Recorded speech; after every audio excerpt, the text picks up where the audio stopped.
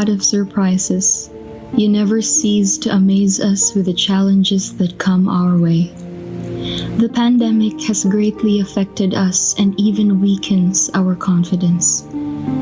We pray that you will give us more courage and enough strength to continue adapting and evolving, that not even this pandemic can prevent us from working for a society, a country, and even a world where peace and justice reigns.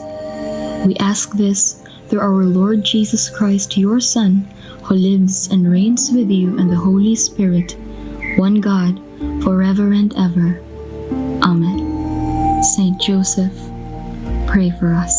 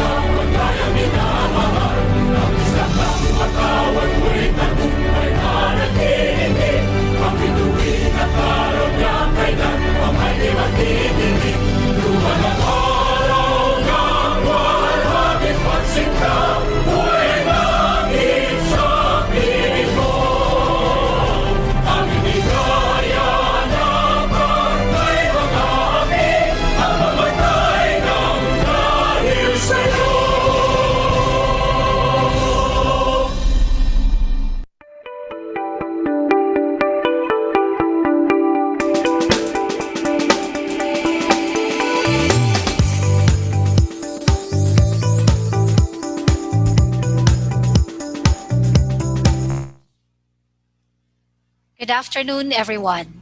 Welcome to the sixth session of Mindanao Peace Studies Conference 6 of Father Saturnino Urias University in partnership with Deutsche Gesellschaft für Internationale Zusammenarbeit or GIZ.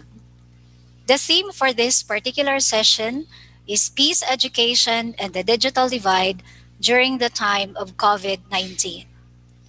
I am Arlene Floretta from FSUU.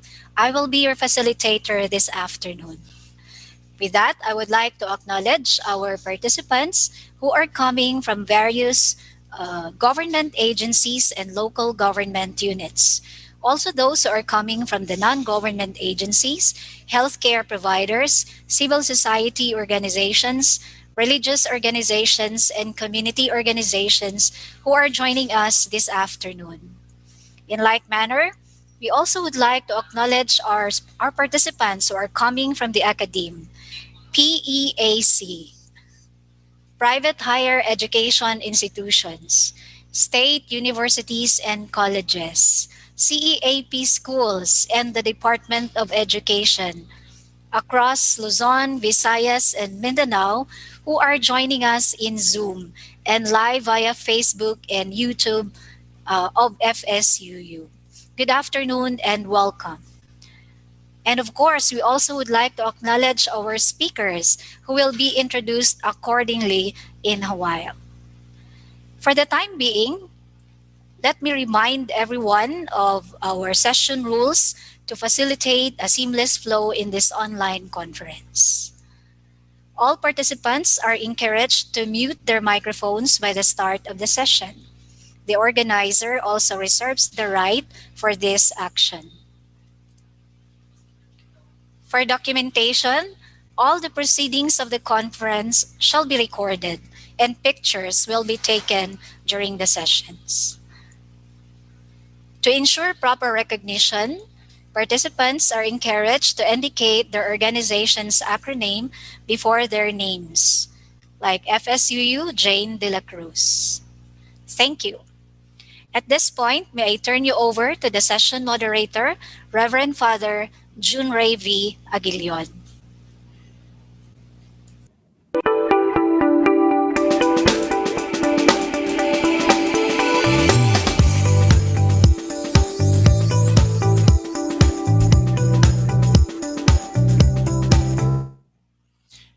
afternoon everyone. Magandang hapon sa lahat. Maradyaw na hapon sa injuhurot, mayong hapon sa tanan. My name is Father Junre Aguilion from Father Saturnino Orius University in Butuan City. I am the moderator for this session. Here are our discussion overview and mechanics. Each speaker is given 20 minutes for his or her presentation. Please observe the allocated time so that the other speakers and the participants in the open forum will also have their chance to ask their questions. When the speaker's time is up, we will immediately proceed to the next presenter. After all the presentations, a short panel discussion follows and an open forum. For the open forum, Zoom participants may write their question on the chat box. For those who are participating through Facebook and YouTube Live, you may likewise write your questions in the comment section. The Secretariat will keep track of your questions and will forward it to us. You can ask one question, direct, concise. If needed, one follow-up question. There will be documenters who will record the process and the question raised for this session. Siguro andam na ang tanan. Let us begin with the presentations. Our first presenter is from San Miguel Village, Palau, Iligan City, a peace education consultant for Consortium for Peace Education in Mindanao. She was the past director of the Institute of Peace and Development, MISU, Iligan Institute of Technology, and past Peace Action and Peace Education Coordinator of IPDM MSU IIT. She became heads of many projects such as Social Healing and Peace Needs Assessment for Marawi, mapping violent extremism related projects after the 2017 Marawi crisis, a meta study, and many others. Fellow peacemakers, let us welcome our first presenter, Proof Saturnina Bibo Trudel.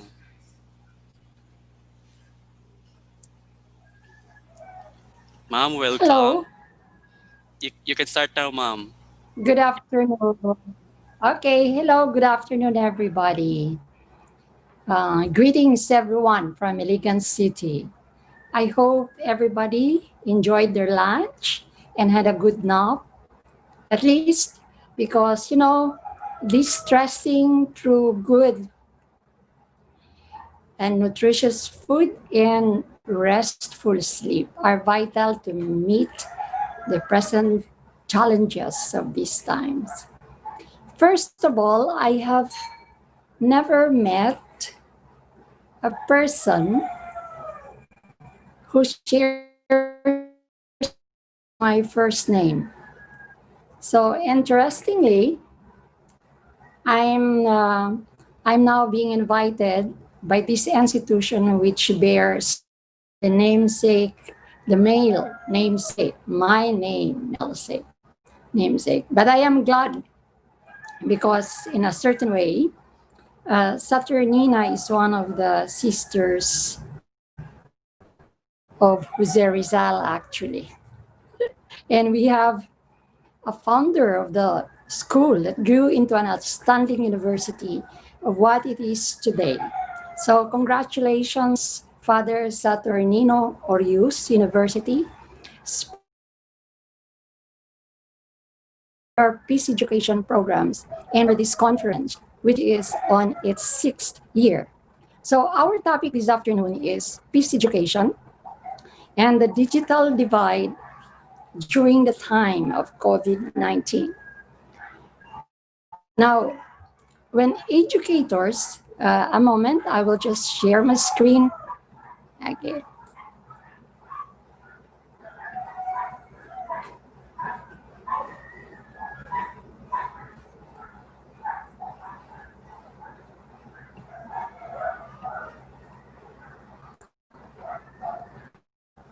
Okay, this is our topic for this afternoon: peace education and digital divide during the time of COVID 19.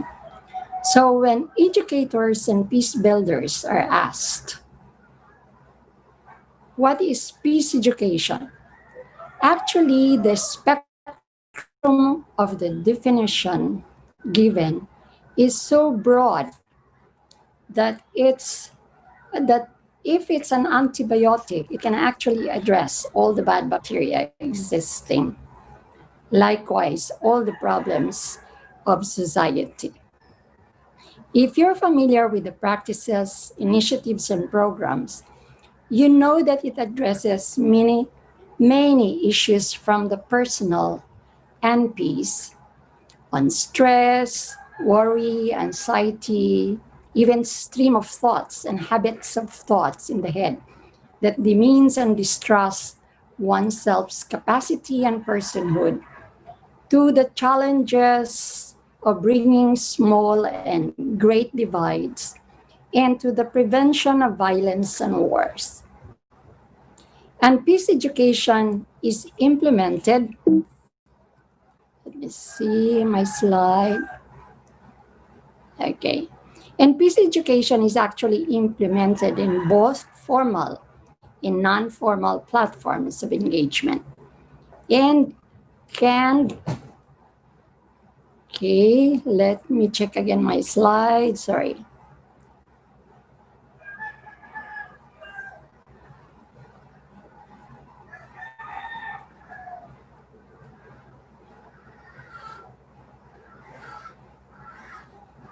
Okay, sorry about that.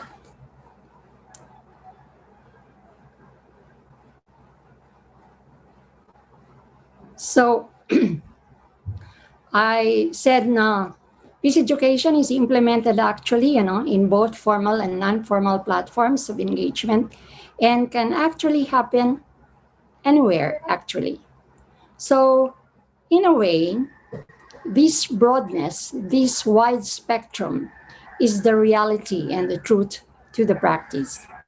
The main reason is because it uses two really encompassing words: peace and education.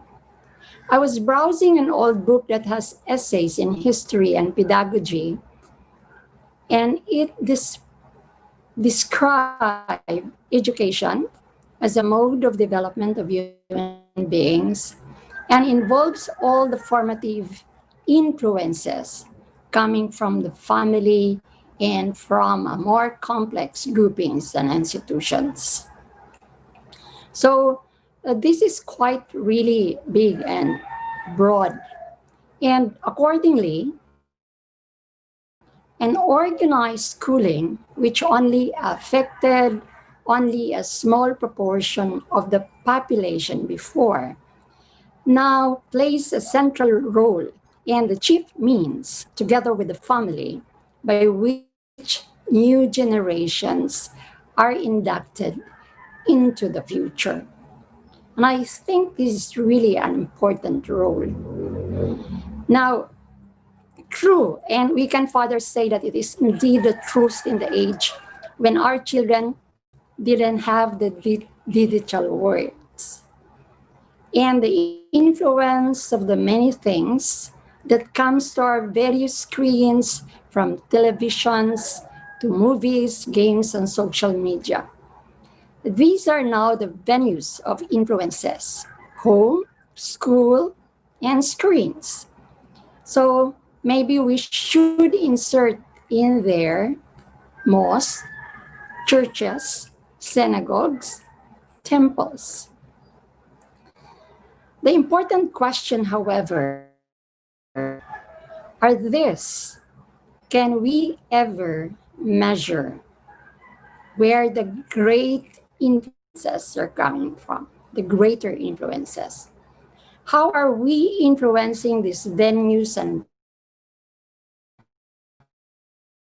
platforms of influences? Their coherence of values and lessons in these platforms? Are we in agreement of what is important? And on these uncertainties today is how we are inducting our own children into the future. And to qualify, only in reference to the children who have access to this variety of venues and who have electricity, Wi Fi, cellular data, Facebook, and of course, the gadgets. But how about the children who don't have access to these venues and gadgets and connections? This is the third day of the Peace Conference, and I'm sure several great divides in our society had been examined and discussed. And I think you agree with me that the digital divide may not have entered in our conversation before, but given the present restrictions in the context of the pandemic, these actually give us a new context to consider. So there are, of course, greater divides that are reflections of our complex conflict context. And there has been earlier and greater than this that affected the delivery of formal peace education. In other words, in the in the educator, the GIDA areas, these are geographically isolated peace education when in the first place they don't have access to physical school. As we know, and as reported recently, 70 of schools operating in the hinterland were actually operating in the hinterlands, not accredited by the Fed, has been closed. The closure is due supposedly for them being a site for anti-government indoctrination perpetuated by the New People's Army, or just simply that these schools don't have the necessary documents and may not be the and standards of the national education. This divide had been created by history of marginalization, as well as the non-delivery of basic services, including accessibility of formal education. So there, we need to build schools before we can even teach peace education to make it accessible to the marginalized sector of society. So this is only one illustration of the complexity of the peace and conflict issues here in Mindanao, with its long history, changing actors' dynamics, and emerging violent conflict incidents and zones. And now, to the question, how do we deliver education when these students or learners don't have even access to a digital platform? This actually affect not only those who are living in far-flung areas, but will include those who cannot afford the connections and the gadgets. We might say that these are temporary, and with the advent of the preventive measures of inoculations and the advancement of science,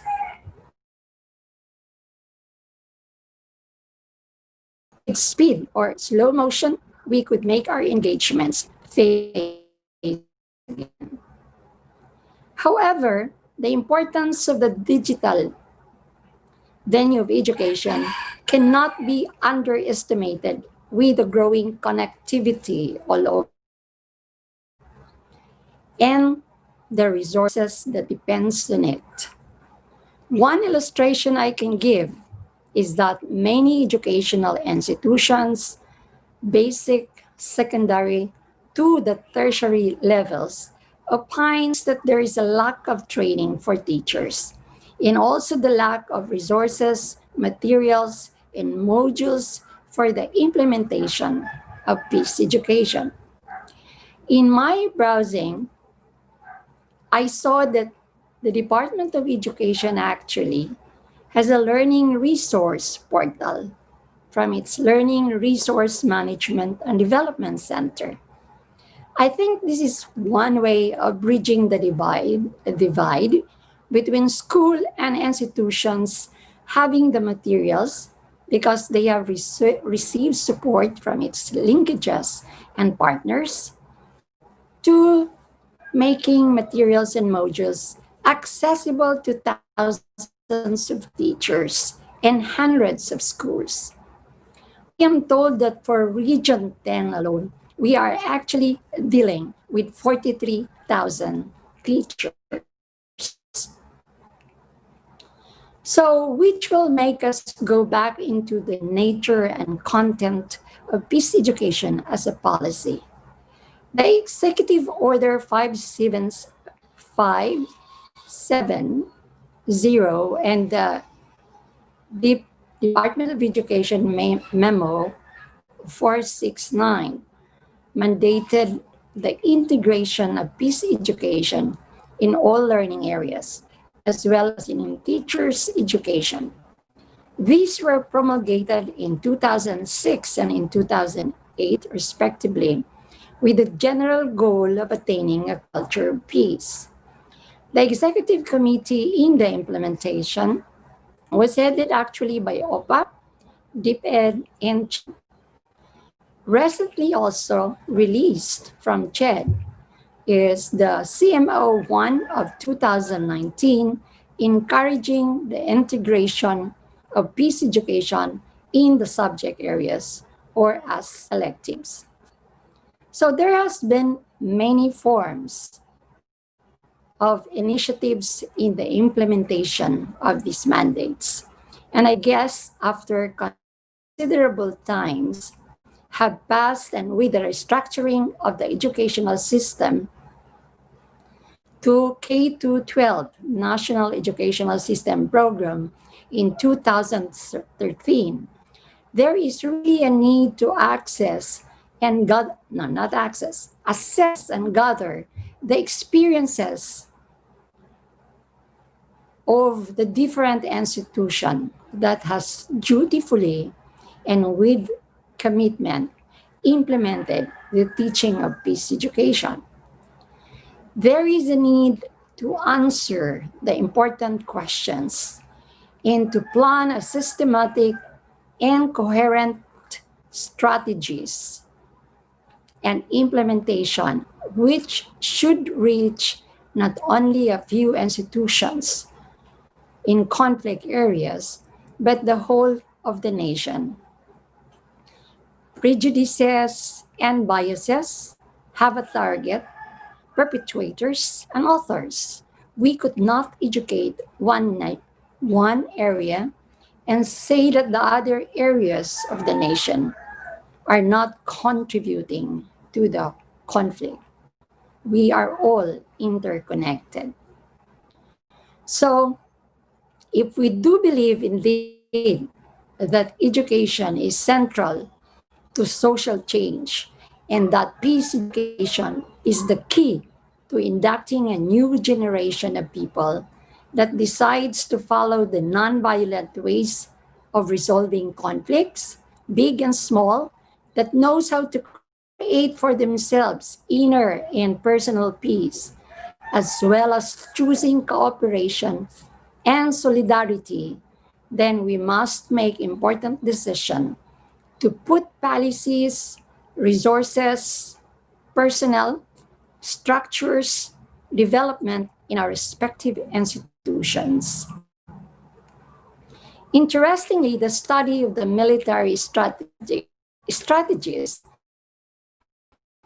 dates back millennia, while the study of peace, accordingly, is relatively new. But I also would like to emphasize that the teaching of empathy and compassion dates back of what is called the Great Transformation.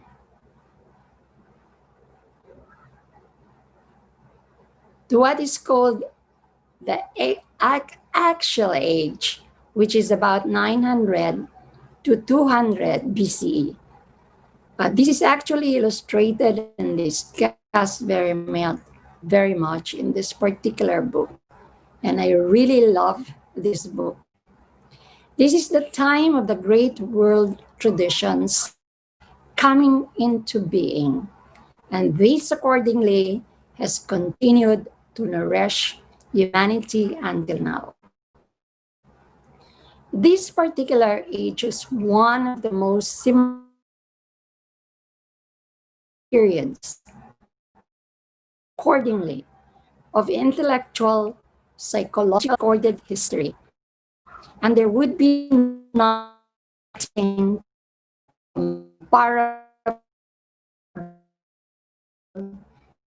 until the so-called Great Western Transformation, which created our own science and technological modernity. Therein arms the insight of this age. In times of spiritual and social crisis, men and women still constantly turn back to this period for guidance. And what is actually being taught? It seems that during this age, these sages found that the compassionate ethic work, all the great traditions that were created at this time are in agreement about the supreme importance of charity and compassion. So, but then we must remind ourselves accordingly that these sages developed their compassionate ethic in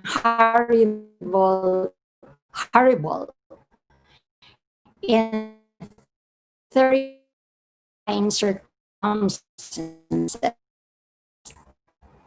So these people were not meditative authorities. The sages were utopian dreamers, but practical human beings, and occupied with politics and government, not just edifying, but actually were compassion and concern for everybody is really is something that's really important and really work. So the question in peace is education, essentially, how do we teach compassion? It starts from the self, and so many of our present day theorists, peace builders today, are all saying it starts with the self. And so it is in the formation of the individual and the person that actually should take center stage in the education. According to Paul Dirac, peacemaking embraces the challenge of personal transformation, of pursuing awareness, growth, and commitment to change at the personal level. And from Morowitz, from the International Peace Foundation, he said, personal peace results from cultivating love, compassion, wisdom, and justice, from which emerge balanced relationship with oneself, with others, and with the environment. And such peace is a state of mind free from agitation, intolerance, and aggression. It is the very foundation for harmony within the family, community, nation, and international relationship. And we have our own Vector Tyler, who has been working for a long time from Tabang, Mindanao. And he said, peace needs to start with the individual. It must be his basic outlook in life, his orientation, which guide all his actions. Without the individual being predisposed to peacefully resolve the conflicts, then peace will not come. Now, if I'll show you this at present during this many health restriction due to pandemic, you can see from the slides that the lower, things there mentioned, all of this are here. And even without the pandemic, we are still actually going to face these problems in the personal self. The upper words actually are saying that these are our goals. So in the formation stage, when we do education for our children, these are our targets actually. But one of the most important thing, I guess, is leadership, because this is a very important thing in the context of change. We need leadership, but we need this kind of leadership, what we call integrative leadership, which is an approach that fosters collective actions across many types of boundaries in order to achieve the common good. Leadership to collective action towards common good. But then leadership is not a straight line. It is actually a river with all the stages. And the first stage is the formative stage, the preparatory stage, before an individual can lead, and then at a later period in life can give back. The formation and the preparation is actually the sphere of education, and of course with the family. And therefore, this is a very, very important stage. Let us just go back a little bit of Filipino leadership. For each of this stage, we have certain skills that are needed. Hunting and gathering, so you must be skilled in that. Tribal, there is a need for the person to be good in alliance building. He must be a strong man and a strong woman. During the feudal times, we have the patron client relationship. And I would say, I'm saying here trapo because I think this is our, uh, more or less, the past is still here. Control over serfs and tenants and warlords, and invoking, of course, the divine mandate. And capitalism, citizenship, the importance of that, detachment, rule of the law, efficiency, but lacking in compassion. So, we have feudal values entrenched in our culture that they become blinders. And that's what we are seeing today.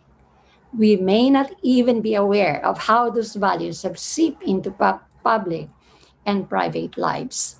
So we are going into the future, pandemic or whatever, we're going towards the future. And we need leaders to bring us to this uncharted stage. We must have new arrangement. We must have new institutions. And I guess the class of leadership today, because we are still not aware of our influences. And a task of education that make us very much aware of this on the personal level and in the cultural level. So, is it possible to have leaders na mabait at matatag, malakas at magaling? This is coming from Michael Tan, who was the previous chancellor of the University of the Philippines. Mabait at matatag, malakas at magaling. So, what is the role of education in producing these leaders so that we are going to embark towards change?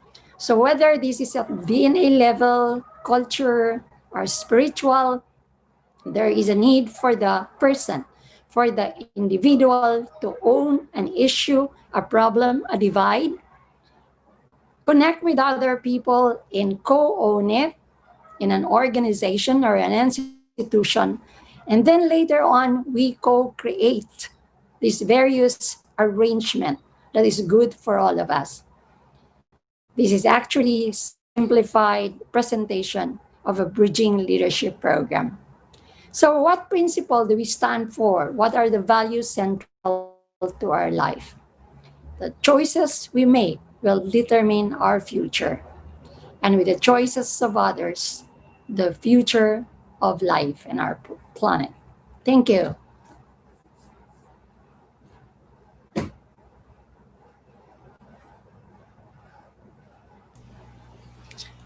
Thank you very much, Prof. Saturnina Bebo Trodel, for your sharing.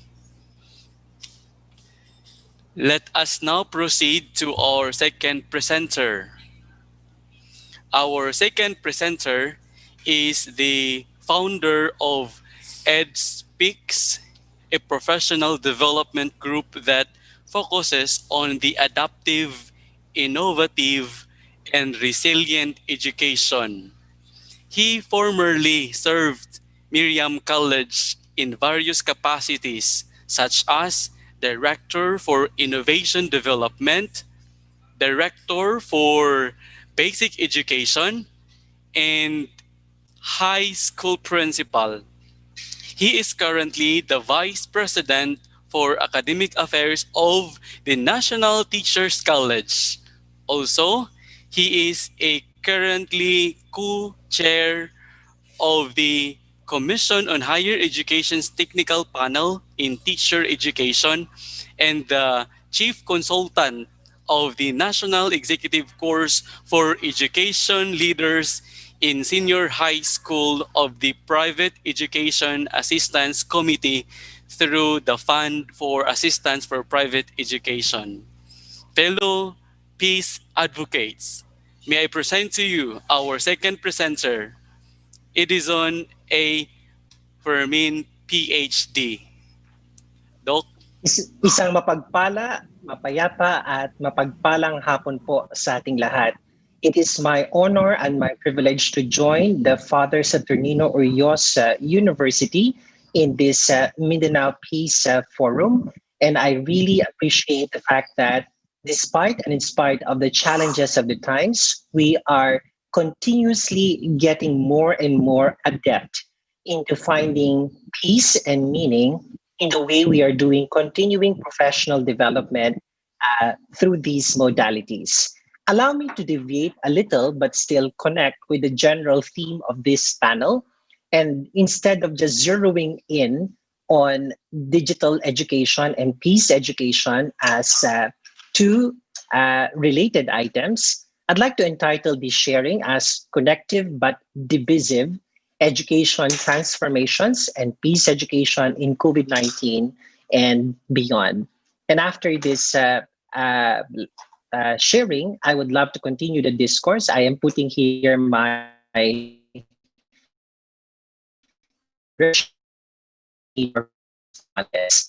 the kind of crisis that we are dealing with right now is definitely one that we were not prepared for. Uh, as of November 24th, that was yesterday, we are talking about 224 million affected learners all over the world. And this does not only account for the learners, but also the millions of teachers that we are uh, connected with in one way or another. And largely because of this, in so little a time, looking back at the past 9 months or so, we were all compelled to move towards the plane of um, that should have been adaptive, not adaptive, innovative, resilient, essential, and dynamic learning. So, this is the kind of ecosystem that we are dealing with in order for us to continue the learning process. But you see, the courage to connect in a heavily divided world is actually felt even in the current context and scenario. And largely for this reason alone, we are now currently rethinking whether the kind of setup that we have to facilitate the continuity of education services is really connecting or dividing us.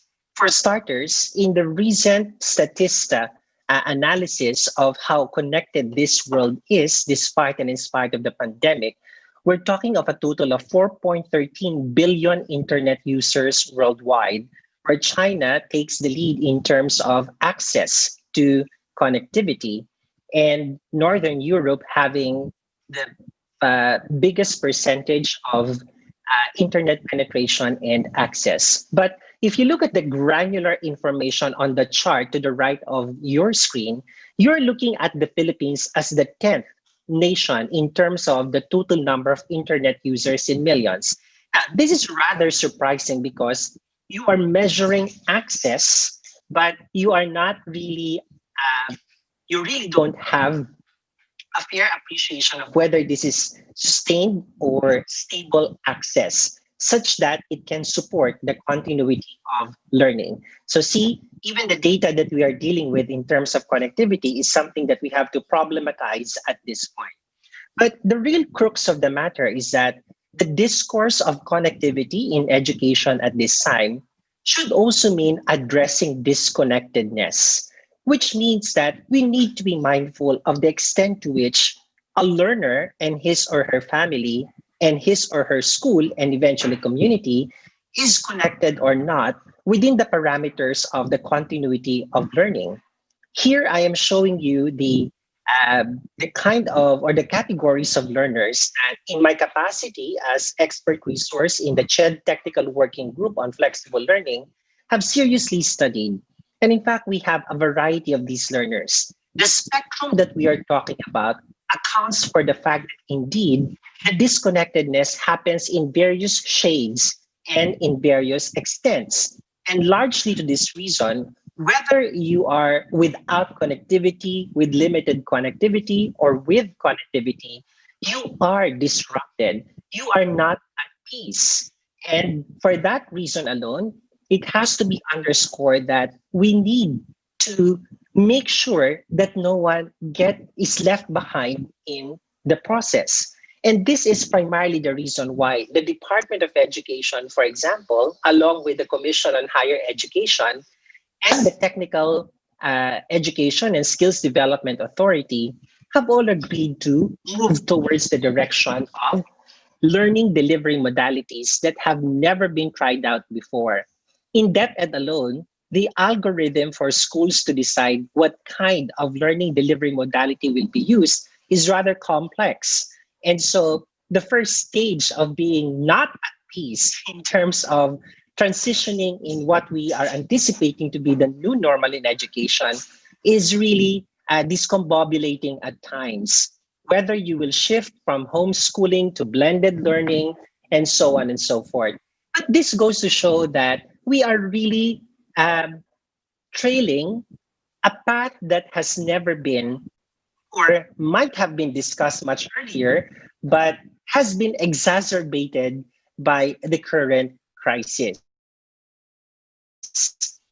And believe it or not, in the post-pandemic period, we cannot tell that we are just simply going back to the regular face-to-face learning modality because even that is already a subject of most pedagogical university research and is going to impact as well on the kind of learning design and learning engagement patterns that will likely emerge from this. But you see, the division that we're talking about in terms of decision making as to learning continuity is not just digital in nature or is not just concentrated on discourses of digital learning.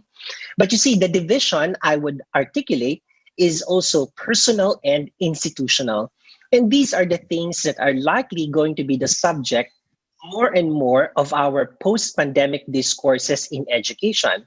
You and I know how much of social media has actually created a buzz over how the education landscape has become divided and divisive because of these shifts and transitions that we're going through. And indeed, the crisis has affected education policy and practice in so many ways. Whether we are talking about it from the vantage point of access to resources, or let's say the sustainability of provisions for education at the level of policy, I mean, yes, for the first time, everyone is talking about is this how we are going to move forward in education? It is messy, it is problematic, And it is not actually a description of a peaceful and peaceable situation. But the truth of the matter is that we're not only talking about these institutions as basis for understanding the complexity of our issues. Sa bahay-aralan, may krisis din hinggil sa kapayapaan at katarungan. At the beginning of this academic year, and it really depends on which month you started the year, you found a lot of issues about parents articulating the fact that they are not prepared to actually take on the role of academic supervisors. And all of social media have actually expressed many of these funny, humorous, yet actually very true and hardcore issues that we need to deal with. Whether you are a parent or a child, a teacher, or an administrator, let alone a policymaker. So, what we have seen over the last few months is really a clear indication that the continuity of education has to be seen as well as key to keeping peace at the personal, communal, and institutional levels in many ways. And what do I mean by this? When we actually had an appreciation of data coming in since 5 months ago about the total impact that this pandemic has created, you're talking about 28.45 million learners in the Philippines alone. And the share is actually more in basic education than in higher education. Of course, we have not yet dealt with the granular detail on how many technical and vocational learners are affected. But the fact of the matter is that these children, these learners are depending so much on what we, as the more learned others, are trying to think of as solutions to their individual and collective concerns in education. And at this point, I'd like to show why the continuity of education provisions are issues of peace education. In the research by the World Bank in 1999, when they looked at communities affected by some form of unrest or war, they saw and measured that each year of education reduces the risk of conflict by around 20%. So, the more that we are delaying provisions for education, the more there are risks of conflict. Whether it is the military form of war that we're talking about or a war against a certain pandemic, that's the kind of impact that we're talking about. And so we say that peace must continue. If education will continue, peace will likely continue. The second thing that I'd like to underscore is that in the current context, we can actually look at education access as a concern that is rooted in peace as well. You know, for every parent who's thinking, what might be the future of my kid given this current situation, it is something that is worth looking at because accessing education is also an issue of peace. More so if you find out that the returns to investment in education report of the World Bank clearly said that every additional year of schooling actually adds up to 10% of additional future earnings. You can only imagine the kind of inequality and inequity when someone stops from schooling. And given this data set, you will be surprised that if we indeed did not push for the continuity of learning, we will have a generation of learners who will feel that or who will eventually discover they were not properly attended to because you are missing on some opportunities for human capital development. A third dimension that is lost in the process right now, and which to me is an issue of peace eventually, is that the loss of assessment information in the Vox CPR policy report last April tells you that this will delay the recognition of both high potential and students with a variety of learning difficulties and um, disabilities, perhaps, because if we do not have someone measuring or telling us to what extent you are coping, you're trying to demonstrate a set of knowledge, skills, and attitudes and competencies, it will be difficult for us to chart the type of plans that we will be providing for them. And if we do not account for the realities within which those learners and their families are operating, especially if you are looking at the more basic needs on top of education. I think we are bound to see more and more losses in terms of not only human capital development opportunities, but the more fundamental needs for assessing health, mental health included. Which brings me to my next point. If your human capital will eventually not be able to get the necessary or adequate preparation as they adjust to the new normal, this would mean that schools will also be unable to operate. But schools, being a key player in terms of economic growth, can actually yield a lot of economic losses when they continue closing. Please do not get me wrong. I'm not just saying that schools are operating like businesses. No, schools are operating really to serve a public thrust, and that is education. And if they continue on a shutdown mode, access to other economic growth opportunities will also be unavailable.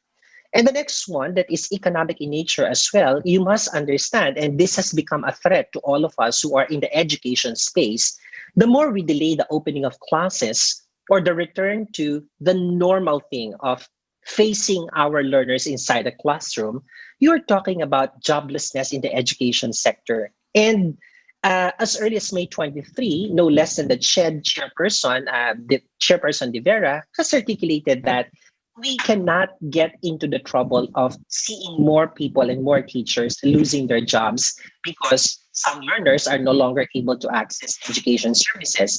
And this is precisely the reason the Bayanihan 2 Act specifically made provisions for teachers affected by this pandemic to get access to some form of relief. But if you're talking about impact on teachers and other school employees, you also have to think about the tremendous impact of this peace-related situation on student life. Did you know that in the Brookings Institute report by this team of researchers released in the earlier part of the school lockdown process, they traced what happened to students who actually had to suffer loss in learning during the Second World War. And it's a longer period during which they were out of school. And they found a metric that says that 40 years after, you will still find that it had negative impact on the sense of wholeness of these kids. And now that they are adults, or when they were adults, they have more problems in terms of social adjustment. And I think that is a huge peace issue at the level of the individual. Now, on to the further extent to which this continuity of education should be considered an issue of peace education. Because schools are a vital source for meeting students' basic needs, the moment they shut down, access to wellness opportunities, as asserted by the Alliance for Excellent Education last July, they said that there are likely going to be more students who will get hungry and homeless. In fact, this is happening into other European countries in the States. So this is an important indication that schools are actually our bastions of wellness, physical, physiological, psychological, even. However, we are not just talking about the fundamental sense of wellness here. We're also talking about the largest piece, which is well being. Remember that as a social institution, schools or the education system offer routines and mechanisms that enable young people and even adults engaged in education, parents or teachers or administrators alike. They see schooling as an opportunity to continue their sense of well being. And when that is inaccessible, then they are not at peace as well. You and I also know that aside from wellness and well being, the sense of wholeness as an individual is affected at this point. In fact, former Secretary of Education Dr. Edilberto de Jesus, in one of our meetings, articulated that the problems of domestic abuse and depreciating human capital weigh more heavily on those below and those struggling to stay above the poverty line. We are waiting for the UNICEF monitoring report actually on to what extent this pandemic has affected children who were left uneducated in their homes in terms of being abused and other forms of violence. And last but not the least, I'd like to articulate that Attached to this whole discourse of education in the pandemic is the likelihood that there will be disparities between families in the extent to which they can help their children learn. Whether you have provisions for digital or non digital forms of learning, if the parents are illiterate, how can they actually guide their children at home? This is a huge concern. And we have not yet even addressed the tip of the iceberg. And adult illiteracy in the Philippines, while relatively lower compared to other countries, is still a reality. And it is causing some form of imbalance and inequity in the current scenario. Now, in the last minute of my talk, I'd like to emphasize that indeed, you have to look at peace and peace education as inseparable from the continuity of education provisions. Whether you are in metropolitan Manila, Mindanao, wherever you are, and whether you do it digitally or otherwise, any issue attached to the continuity of learning and teaching processes is definitely going to be attributed or central to understanding issues of human capital development. And when human beings are underdeveloped, we could safely say that peace is not at work. And so I leave you these issues as starting points of conversation in your respective institutions because I believe that when we look at them, not only from the individual vantage point, but from a collective vantage point, we can more or less arrive at a more conscious effort of understanding what we can do to move forward together. Remember, it's not only education in pandemic times that we have to anticipate, but more importantly, how will this pandemic move us towards a direction of more disruptions in the education space? I'd like to congratulate the teams who have actually put together this wonderful conference, and I wish that we could continue the conversation later. Thank you, everyone. Mabuhay po tayong lahat. Thank you very much, Dr. Edison A. Fermin, for your sharing. Let us now proceed to our third presenter.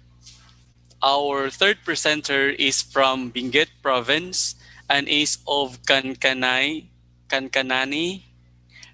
the Visayan parentage.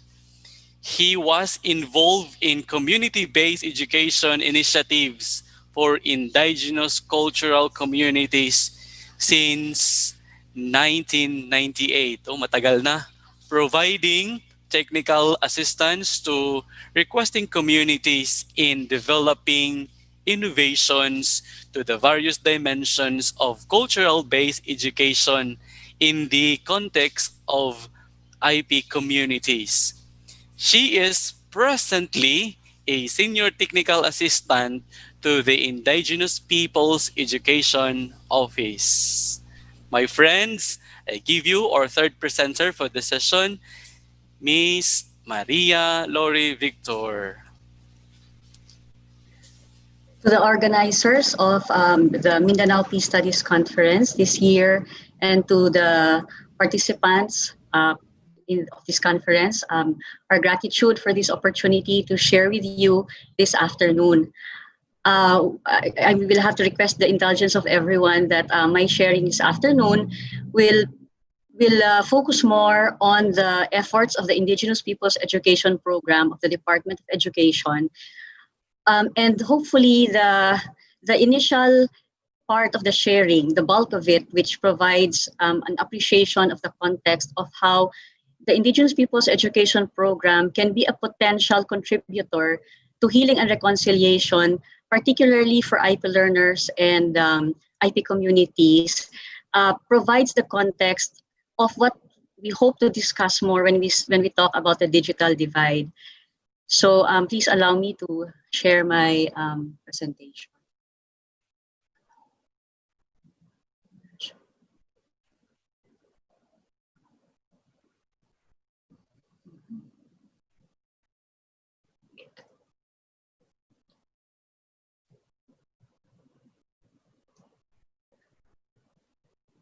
Oops.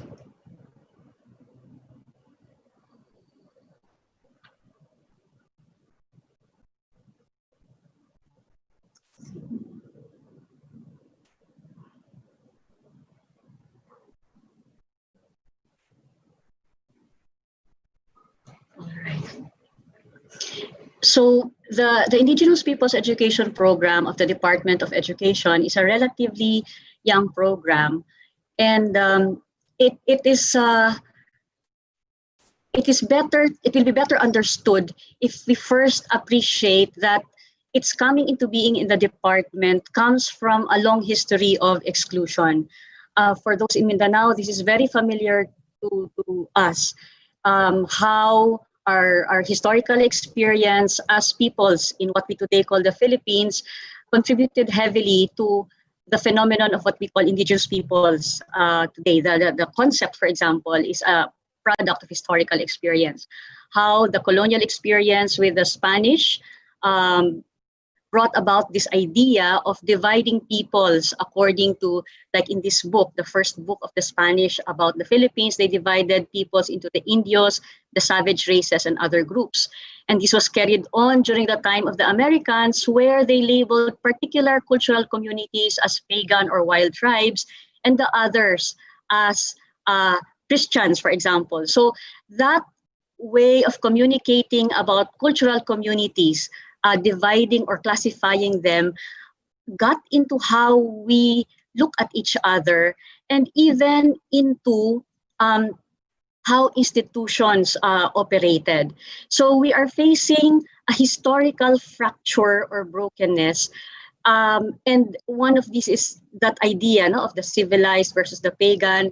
Then again, it's that way of thinking seeped through institutional work, such that at some point in our history, the idea that agencies are there to uplift a backward communities, it was something that permeated agency actions for several decades. So if we are coming from a perspective now of healing and reconciliation, the question would be, what steps can we take to heal the injurious historical moments and the institutional discrimination that has happened in the previous decades? Another experience of fractures and brokenness for our IP learners would be at the individual level, where the sense of self in relation to one's cultural identity is a source of shame. So the labels bring about a deep sense of shame, low self-esteem, and in many cases, disowning of one's cultural identity. So again, from a perspective of healing and reconciliation, the question would be, what steps can we take to heal personal cultural identity wounds that are carried or that are there among our learners, and even those who can identify with this kind of injuries? Not only individually, or not only does it affect people in terms of their personal identity, there is also the impact of how generations become divided, where the younger generations feel, or sometimes even come to a point where they disown their parents, their grandparents, because they don't want to be identified with the cultural identity that their parents or their grandparents represent. So among IP learners, there may be a sense of wanting to cut off from the family, the clan, or the community, just so they can maintain what they feel is a sense of belonging and acceptability in the wider society. So the intergenerational rift is there. Again, from a stance of healing and reconciliation, a question would be, what steps can we take to heal intergenerational communal wounds? The impact of these brokenness, these injuries, also affect another dimension of community life among IP communities, and that is the continued undertaking of communal gatherings where community reflection and wisdom is distilled. So, especially in the more contemporary times, it is not often that IP communities are able to come together and celebrate as they do as communities in the cultural way. So it is another source of fractures and brokenness. And again, from a stance of healing and reconciliation, one question would be, how can we contribute to revitalizing community reflection processes?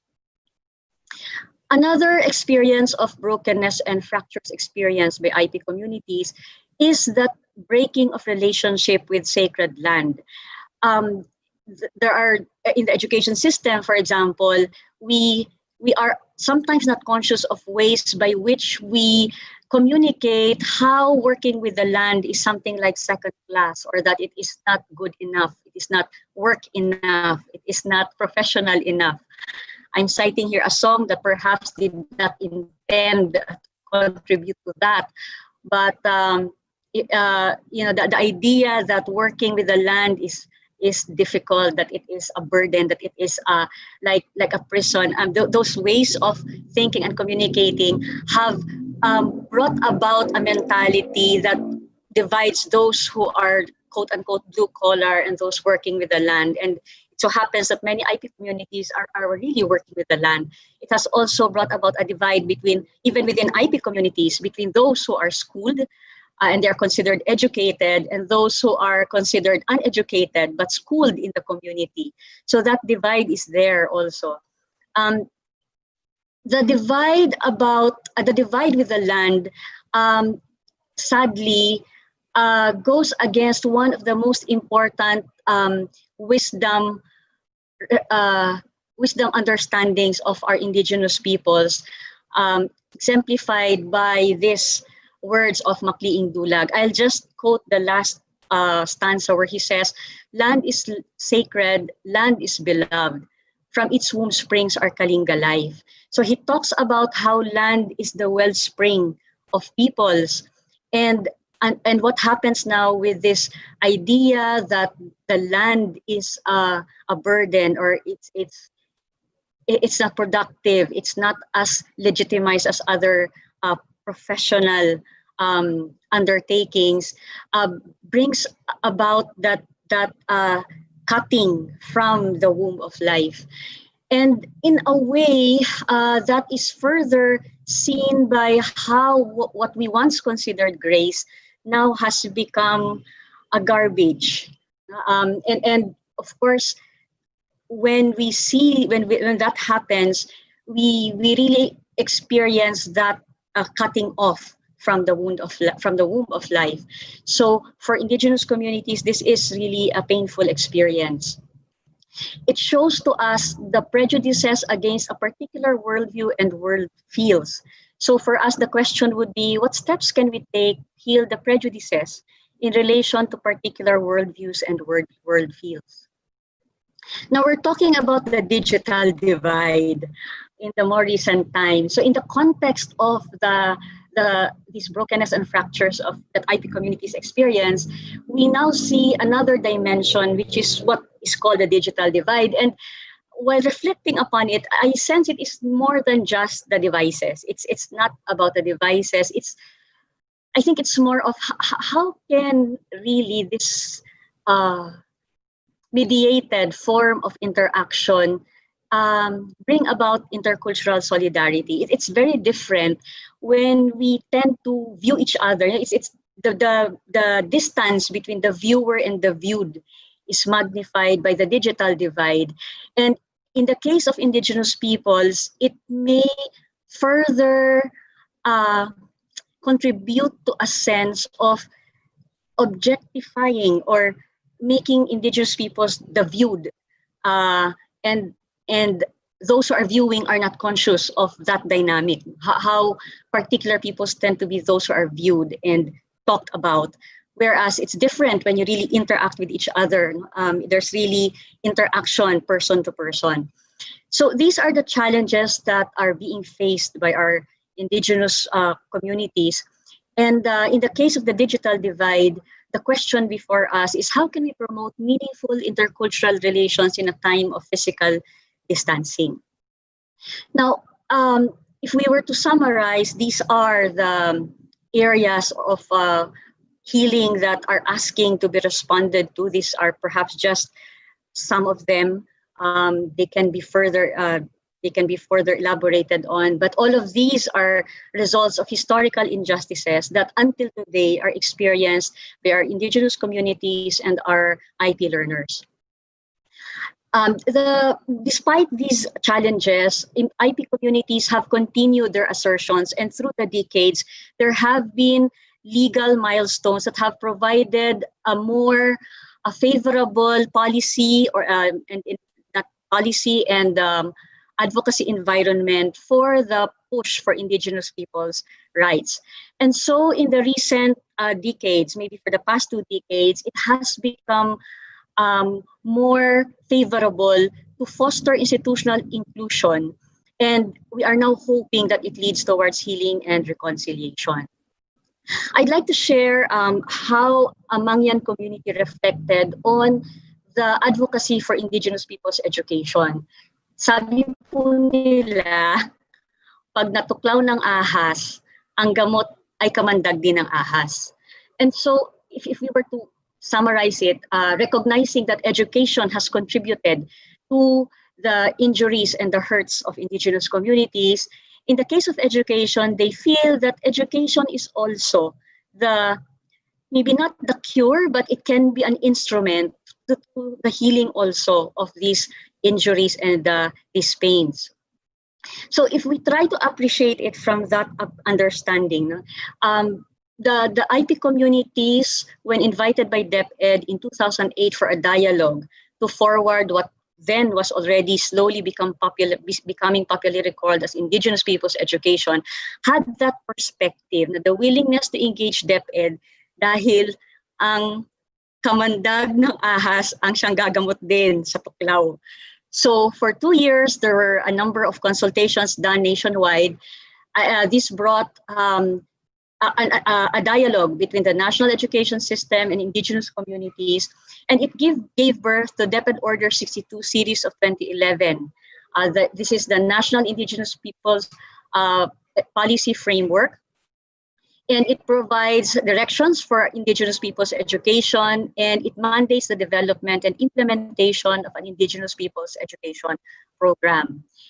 We articulate the IPL program as DepEd's response to the rights of IP communities to basic education that is responsive to their context, respects their identities, and promotes their indigenous knowledges, competencies, and other aspects of their cultural heritage. But if we are to listen to the insight of our elders, it asks of agencies, and in this case DepEd, to move not only in the realm of mandate, but to move towards the healing mission, and to also take further steps beyond service delivery to perhaps what we could call solidarity in action. So in the early years of the IPED program's implementation, there was a need to reflect on what colonial views about indigenous peoples persist in the institution in terms of perspective, policy, and practice. Another question was, what institutional perspectives and behaviors will need to change? One articulation of this reflective process are the words of Brother Armin Luistro, who was the one who signed the DepEd order in 2011, though the work for it was the years before 2011. He says this DepEd order recognizes the faults of the past. It is also an invitation for us to change our perspective. So he articulates the need to really own that as an agency, the department has had a role in the injuries and in the pains of indigenous communities. And it also recognizes the need to change perspective so that we can truly be inclusive. And he continues to say, the DepEd order is an invitation for us to learn with, not just about, the indigenous communities who are usually marginalized. And this initial step is crucial to move on to further work, which now necessitates in the contemporary times a push for inclusion and rights. And it so happens that in the more recent times, the language and perspective of inclusion are more in place. So in the case of the IPED program, it says that the program subscribes to a rights-based approach, which gives primary importance to the principles of inclusion, participation, and empowerment. Now, It was very crucial to understand key concepts like a rights-based approach and fundamental concepts important to indigenous peoples like the ancestral domain. And what we are hoping is that in time, an inclusive perspective, inclusive policy, and inclusive practice will permeate the agency. An example of inclusive policy that hopes to push for an inclusive perspective are the guidelines on the conduct of and use of materials involving aspects of indigenous peoples' cultures. It hopes to uphold the dignity and cultural integrity of indigenous cultural communities, promote intercultural understanding, and protect the educational purpose of cultural activities. Because this has been one criticism, how activities sometimes of DepEd when looking into culture end up being a source of misinterpretation or misappropriation. So this is an attempt to promote a perspective that upholds the dignity and cultural integrity of indigenous communities. Another sample policy is the guidelines on the allocation and utilization of the support fund of the program, because it recognizes the diversity of contexts and allows for local planning and implementation. It does not impose a one-size-fits-all way of planning and implementation of initiatives of our implementing divisions. Another is the Indigenous Peoples Education Curriculum Framework, which upholds the dignity and cultural integrity of IP communities. It pushes for the inclusion of indigenous knowledge systems and practices in the national education system, and the interweaving of these in the national curriculum, and the use of the local language, among others. So these policies promote and provide a guide in the practice of inclusion and rights. And very crucial in this push is certain steps, basic steps, like for example, understanding really who indigenous peoples are and where the IP learners are. So before moving into learning materials, it is first important to have mapping and baseline. And in the database, for example, of DepEd, it was also important to ensure that the description, for example, of the names of IP groups are clarified. We have pushed for the respecting of cultural naming, the ways learners are named, the inclusion of indigenous religion in the options when it comes to religion, and the inclusion of indigenous languages when it comes to the languages of use for instruction. The push for institutional dialogue was also crucial, because it was only through dialogue that the spirit of DO 62 could be continued, building on the earlier dialogues. And it involved the recognizing of the customary governance structures and dynamics of our IP communities, to recognize their forms of governance and how they undertake their governance dynamics, and also the free, prior, and informed consent as a process that needs to be respected, not only as a requirement, but as a relationship. And in the process, we become inclusive of cultural ways of expressing community. So like in this case, during the signing of a particular important DepEd order, the communities wanted to celebrate its ritual. So allowing these forms of community to be part of the dialogue process. It also means taking care that program planning, budgeting, implementation assessment should be participatory, that there is meaningful participation and dialogue with communities.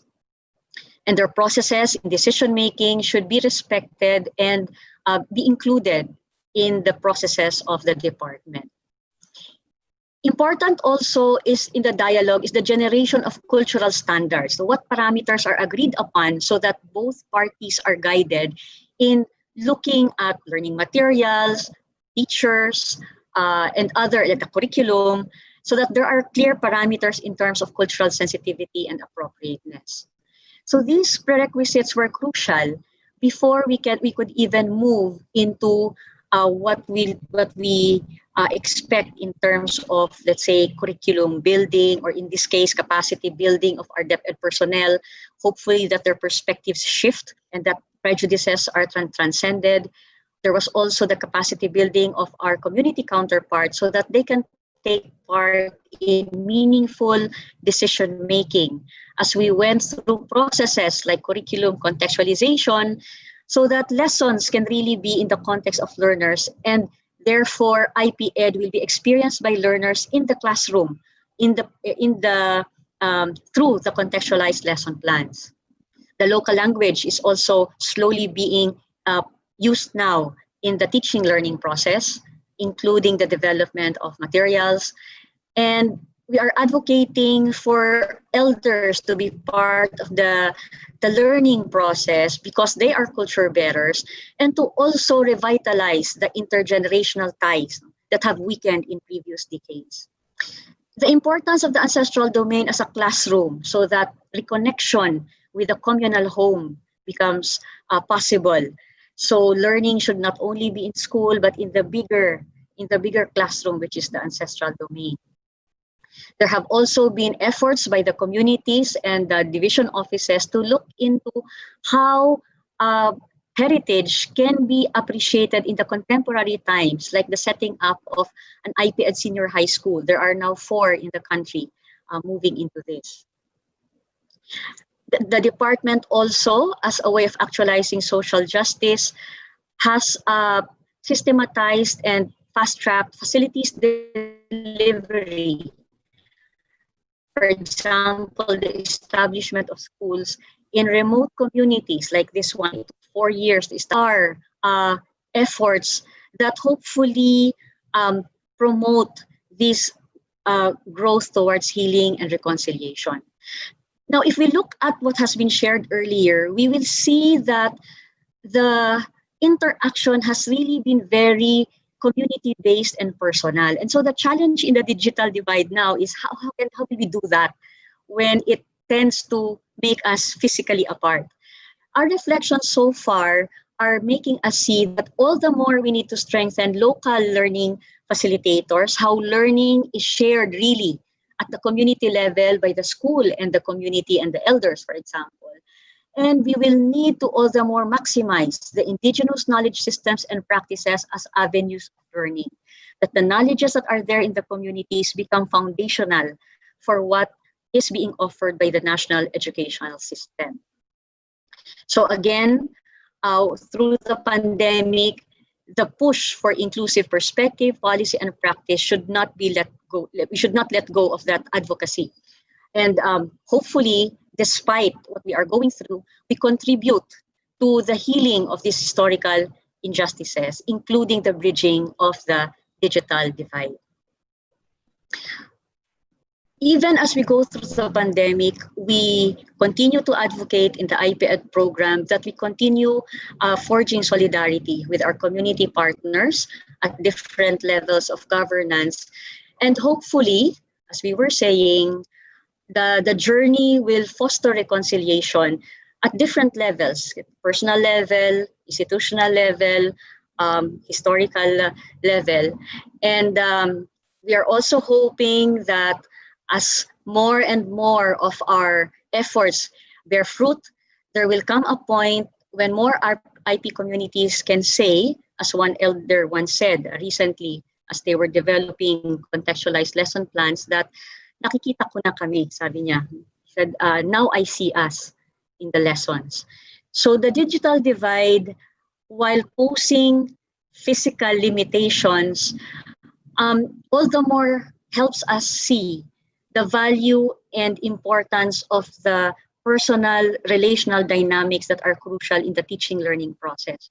And so in the IP Ed program, it is this that we will continue to protect and to push and to further the importance of how the partnership of the department and the communities will perhaps be the guiding light to continue what we have gained in the IP education program. So again, we invite everyone to join us in this journey. Sabi nga po namin ay walang bibitiw. It is relatively a young journey, but we hope to continue despite the present crisis that we are encountering. Again, to the organizers and to the participants, maraming salamat po sa pagkakataon na ito na makasama sa inyong konferensya. Thank you.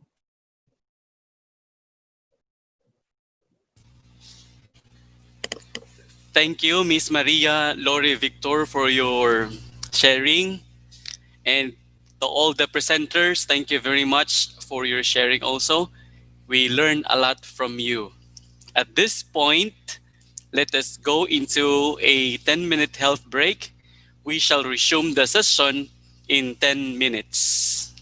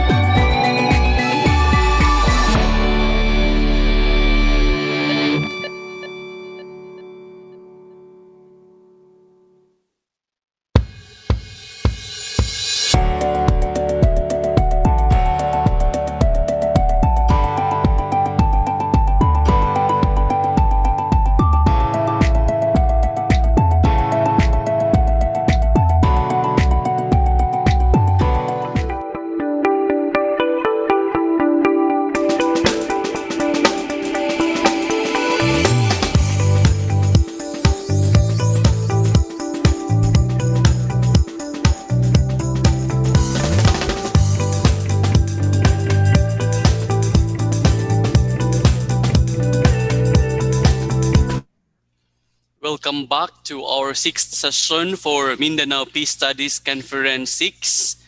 I think yung mga presenter natin ay nandito na lahat.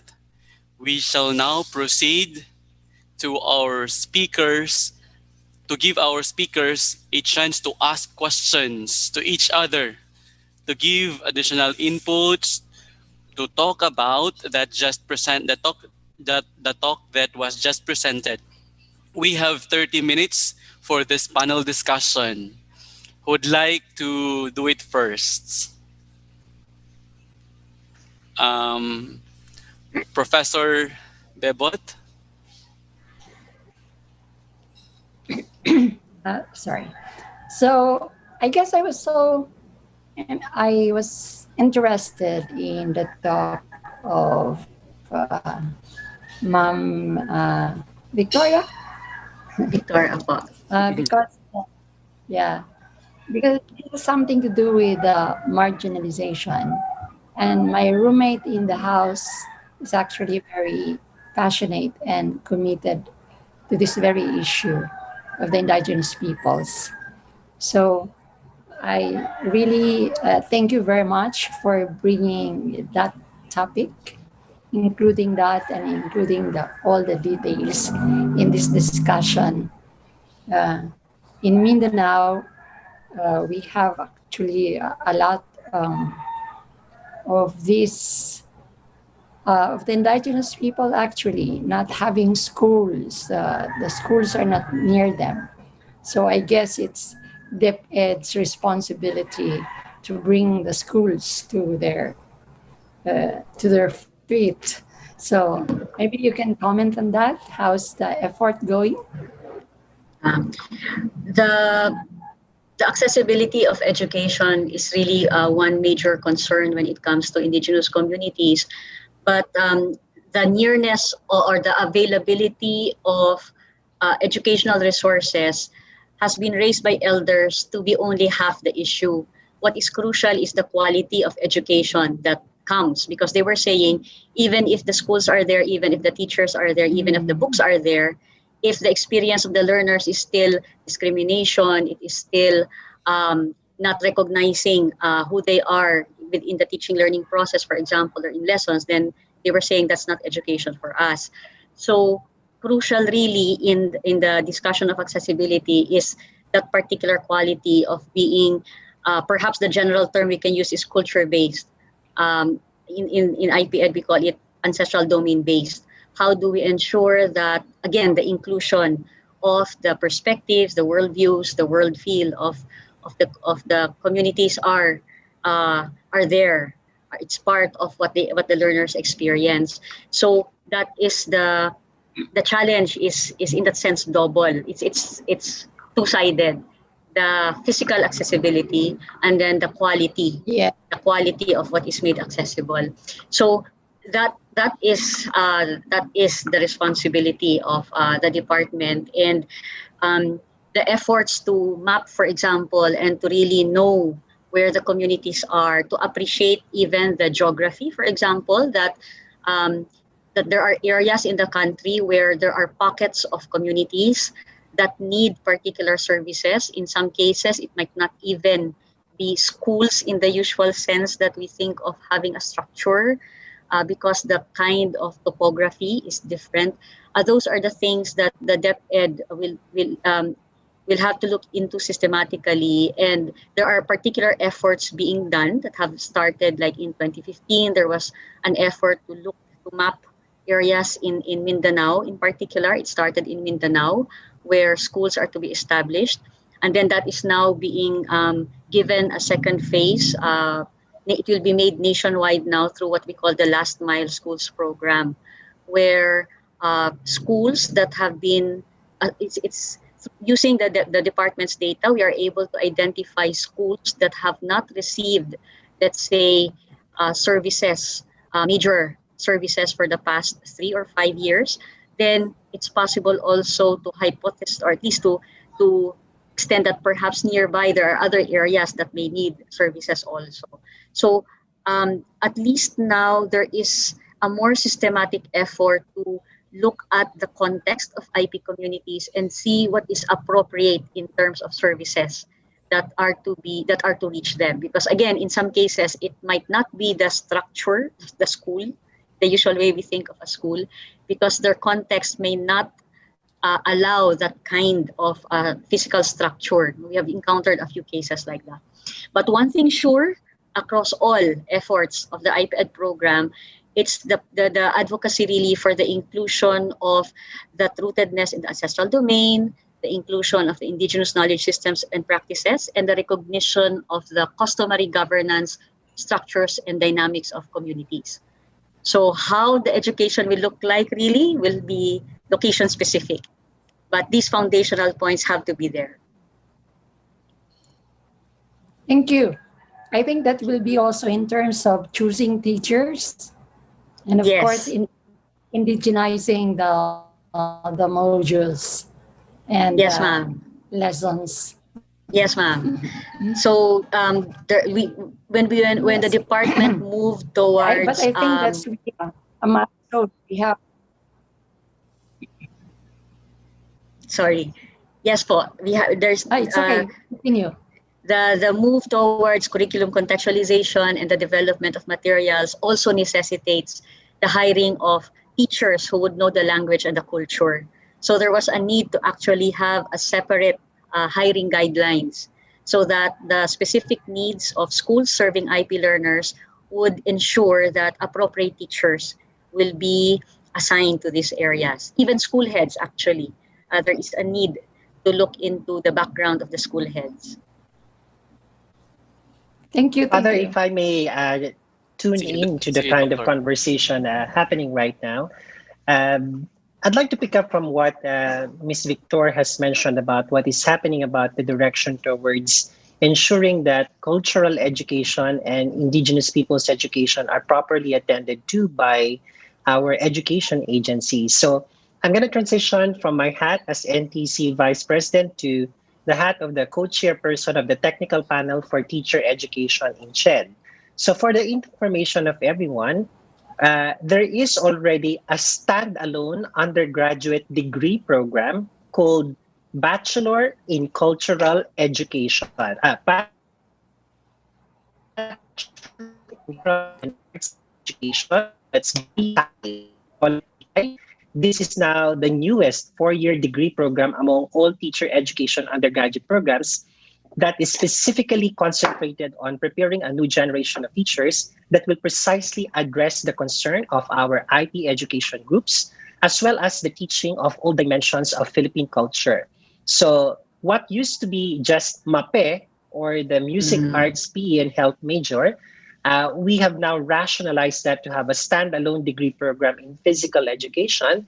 There's also a separate course in music education, but BICAI is actually the one that integrates the principles of cultural education as we really know it and understand it. And the expectation is that as we continue to collaborate with the National Commission for Culture and the Arts, especially that we have just recently concluded Bantula, the annual Philippine Cultural Education Summit, this is something that we will need to further galvanize and strengthen in the hope that this is going to trigger the kind of cultural consciousness renewal that Filipino schools should become more mindful of. And I'm very positive that as we continue to address this is also going to contribute to the overarching goal of peace education. Thank you. Thank you, Doc, for your enlightening discussion. Any addition from other presenters? Um, uh, Prof. Rodil, in your sharing, you mentioned about integrative leadership. Um, Yeah. would it be possible to share a little more? I mean, so you mentioned about, if I remember correctly, it's leadership that is able to galvanize different groups for action towards the common good. Did I remember correctly? That's What are the other dimensions po, or what are the other important aspects of integrative leadership? when schools and universities ask the question of what kind of graduates we would like to see, And some of the answers actually that were given is that we would like our graduate to become leaders and we would like them to be peaceful. But then when you have those kind of goals, I think you should be ready to put the lessons and training and the spaces um, in the teaching, in the delivery. So whether this is formal or this is non-formal, there should be these activities to be able to produce this kind of students. So in terms of the leadership program, we this is not really very much given attention. Just like having most schools will just like to train students and have them organize in clubs and organizations. But actually, we can start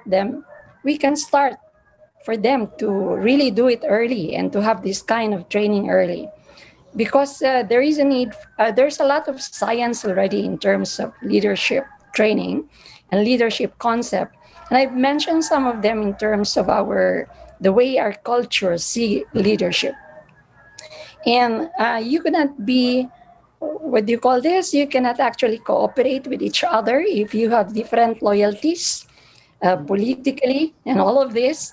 So I guess we need to start in education wherein we can train our students to look at, from their perspective, but in a dialoguing process, see that actually these are different positions and there's a need for them to actually um, to actually go into a process wherein they will arrive at a certain point wherein if this is my position and these are your position, what's the best position for all of us that will serve our common interest? And these are the kind of training and kind of practice that we like our young people to have, in the sense that they will have now bigger perspectives, but at the same time very conscious of of the divisions, and therefore they need skills for them to have to be able to galvanize cooperations, consensus building, and these are actually can be made into modules that can be given to students. So, and these are really interesting times, and I have said that we're going into a new arrangement in the future. So many things today, even with the pandemic, is something that we are now questioning. So we really need people to think outside of the box. We need this, leaders of this kind, and therefore to create these spaces for this dialoguing, for these conversations, must be made, and we can start in the formal education. Thank you, Professor. I see the connections with the healing and reconciliation. So I'm looking forward to further conversations. I mean, it may be something that we need to hone also. If we are to move towards healing and reconciliation, then integrative leadership is crucial. Very much. Yes. Okay. I think there are questions in the chat box. We will entertain the questions in the chat box later. So, kung Okay. mayroon kayong mga question pa sa mga presenters, then you can do it. Or kung mayroong additional ng mga inputs, then you can say now. I have a question to Professor Rodil because I think she's our expert in the landscape of Mindanao, of education in Mindanao in this panel. Professor, I know that well, I mean, we all know that the creation of finally the Bangsamoro People's Government right now has led to the creation of a separate arm for education. And right now, they're currently trying to figure out how provisions for curriculum, teacher preparation, and the like would have to be attended to. What do you think should be the logical starting point, for example, for the Higher Education Commission in the context of the Bangsamoro Organic Law, what do you think is the more organic and natural starting point to figure out a more relevant education system for the peoples of Mindanao? Yeah, actually, BARM is a product of how many decades of the moral struggle for self-determination. And so, therefore, when they are now organizing their offices, and one of those offices is the in BTS, I think that's it's a ministry for basic to tertiary level of education in BARM, but it's not independent. It's actually still connected with DepEd, guided by CHED still. What I know is that they're very much concerned and they are focused on making education relevant to them. And the first thing I guess that they have somehow put into their roadmap is of the Mindanao histories and the narratives. And this is quite a challenge in the sense that our present textbook, and that goes not only with the Moro and the IP as well, the present textbook and the present materials actually don't have much material for this. Although there is a lot already through the years. So it needs quite an effort from certain agencies.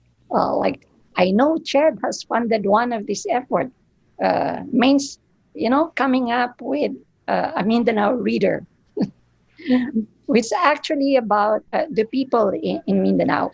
When children can hear or teachers can teach that moral, that there are other heroes other than those coming from Luzon. And then maybe they're going to start to change their streets. Like, for example, we had been honoring in our streets, name of our streets and name of our places in honor of the conquistadores, but actually forgot to honor the heroes of those periods who fight colonization.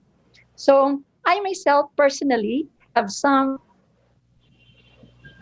contribution to this because in a certain way, art, theater, able to actually champion this kind of interest and cause. My first full-length play about the moral struggle against the American colonizer during the American period. And then when I showed this to my students, not only to my students, it was shown at CCP, at Silliman, and Cebu. For those who are not familiar with Mindanao and the Moro, after the play, it's a 2-hour play, and they always give me feedback and say, "Thank you for educating me about them. Now I know where I'm coming from and where my ancestors are coming from." So I guess we need a lot of this, and I think BARM and those who are involved in coming together for feedback to the education code. So I guess they're getting this already. But I had also conversation with some of them that they are really, and serious in going into the ground and making clear of their identity. And I think this is something really good. I mean, creating that space. And so whatever will be coming out need not only that will come from them, but I think also it will be further enriched by the other regions as well. And of course, CHED and DPED as an agency. That will even help us clear the confusion of what peace education really is on the ground. And so I'm saying that they can define it themselves. Yeah.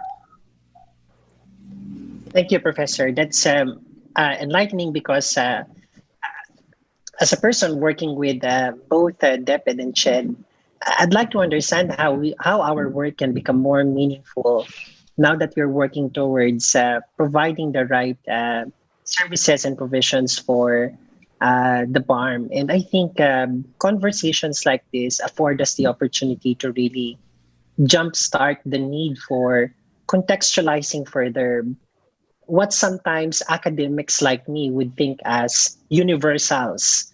But I think we have entered an era where universalism seems not to be the case anymore, and we're deviating from Yes. a monolithic view of how education provisions should really be structured. And in fact, I look forward to understanding further how all these things are going to be rolled out, especially when we think about teacher quality that will become a driver of changes in the education sector of Mindanao. Thank you so much, Professor. Thank you very much for your sharings and for your additional inputs. Our participants are really excited to know your answers and their questions.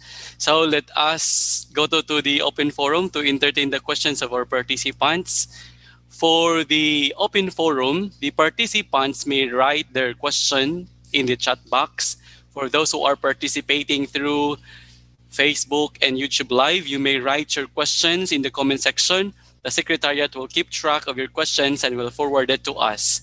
Please indicate to whom you want to address the question.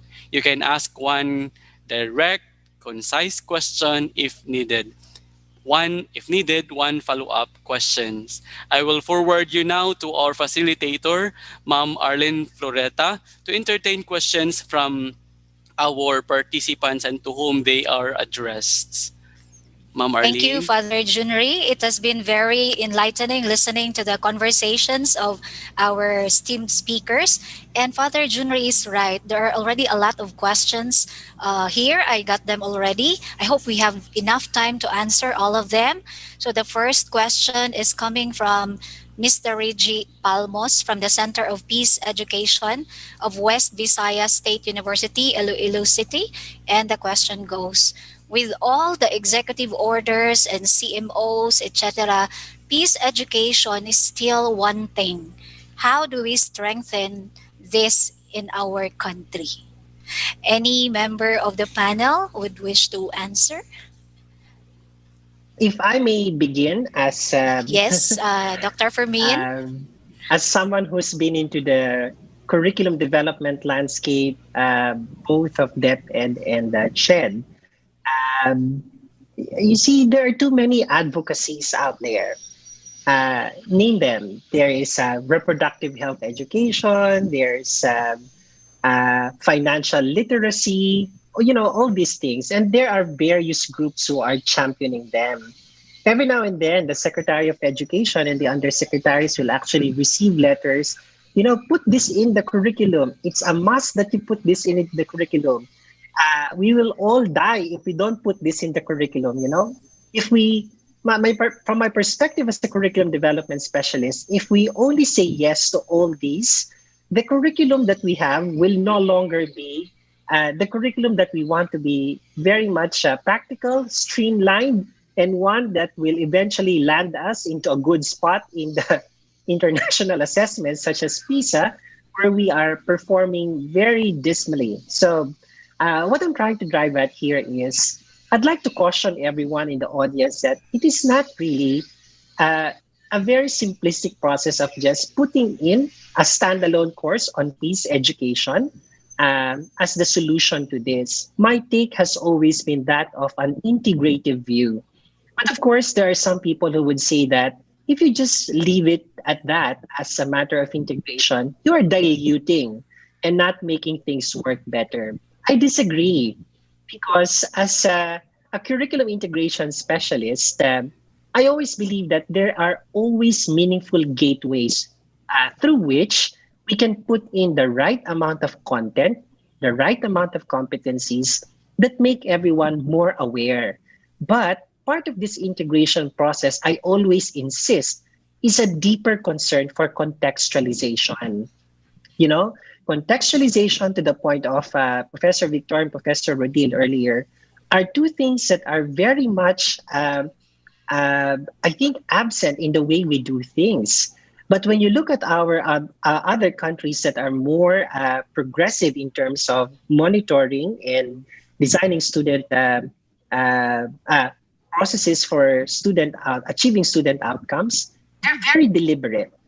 um, if they say that we want a values driven curriculum, which reminds me of the moral recovery program, if only education is so much rooted in a values orientation, we will not have concerns where to place peace, where to place the integrity of creation, where we place sustainability, and so on and so forth.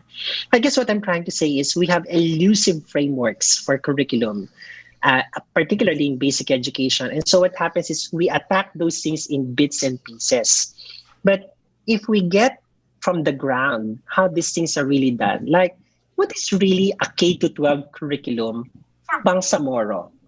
I think it's not going to hurt if actually science is explained from the perspective of the Bangsamoro or the Kankanaes or a certain group. That's, I think, going to be a more powerful discourse of a real national curriculum. Now, on the other hand, the problem with training our teachers also along that line is almost the same. There's just too much to learn. But I would say that now that we have a better structure for field learning experiences in the teacher education curriculum, I think that's a good starting point so that we can prepare a battalion of teachers who will really make sure that the principles of peace education are really observed in their classrooms. But across disciplines, this is my final take. Ang bawat disiplina ay dapat tulay tungo sa pagkakamit ng kalayaan at kapayapaan. If our engineering programs, medicine programs produce graduates who are not mindful of the very essence of peace, I don't think the higher education context or the technical education context is doing service to the nation. Thank you. Thank you, Dr. Fermin. Anyone else from the panel who would like to respond to the same question? Now, first, um, Yes, there is Professor that Rodil. there is that perception from the ground. I'm aware of the many other things that needs to be put into the curriculum. In fact, talking to some teachers and the basic and secondary education, sometimes I will hear that they will be saying that there's too much in their plate.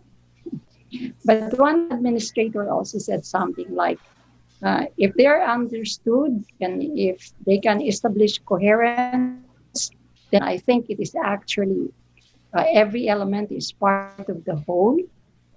And I think implementation is possible. But I would have to recognize also there's a lot of confusion. So I guess I would have to look back into what has been supposed to be the work of the executive committee of the Executive Order 570, which is to come up with a national strategy, national plan and strategy. Because I think coherence must start with the plan for before the implementation on the ground.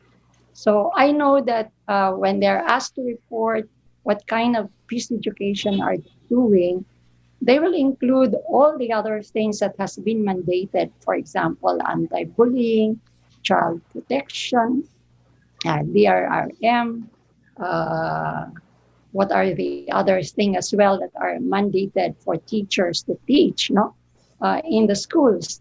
So including all the declaration of the schools zones of peace. So this needs to cohere.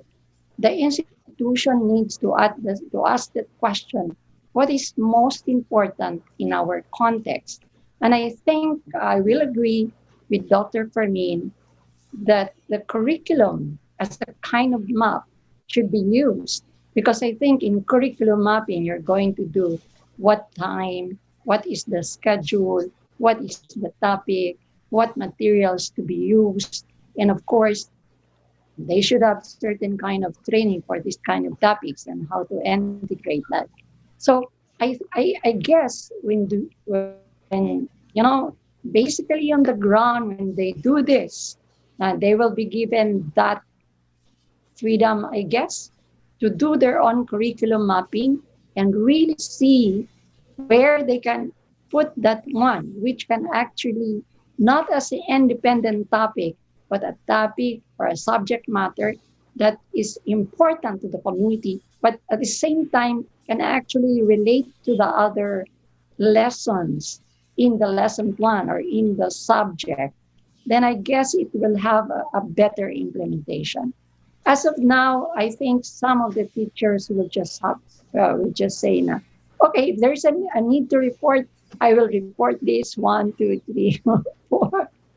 But in terms of system, in terms of strategic, what you call the steps, I think that needs to be done. And I think there is a need for cooperation and feedback and I think participations of the agencies. And I think we need also solid data evidence to be able to, you know, create our pathways. Thank you, Professor Rodil. Unless Miss Victor would like to add, then we move to the next question. Let's move to the next question. Okay. Since there is already a mention of curriculum, let me read this question. Is there a need of a new curriculum for higher education institutions, especially among teacher education institutions who will be producing teachers for online and modular classes? So I think this question is not limited on the issue on iPad and culture, but this has something to do with the new normal approach. Perhaps we will begin with Dr. Fermin. Uh, this sounds like the meeting I had with state universities and colleges some 2 months ago on what do we do now? Do we really have to do a standalone program for this? In my work as an innovation and knowledge management person, also, that's the other hat that I'm wearing. Disruptions like this do not really require too long a degree program. Actually, I call this the agility skills. That means to say that there are various ways to actually access them. I'm sure that at the beginning, learning the tools of Zoom, for instance, um, was something alien to us, but they are very intuitive mechanisms and processes. It only takes a few hours, perhaps, for you to get used to them and then eventually practice how to use them, and you should be okay. What I'm trying to drive at here is the truth of the matter is we have entered the stage where we can question the significance of higher education degree programs the way we know them, because the pandemic has actually caused much of um, the discussion on will this be likely the future of higher education. And earlier this morning, when I was speaking with our colleagues at in Boston, we were already predicting that we cannot do higher education simply as a face-to-face form of interaction when the pandemic is finally resolved.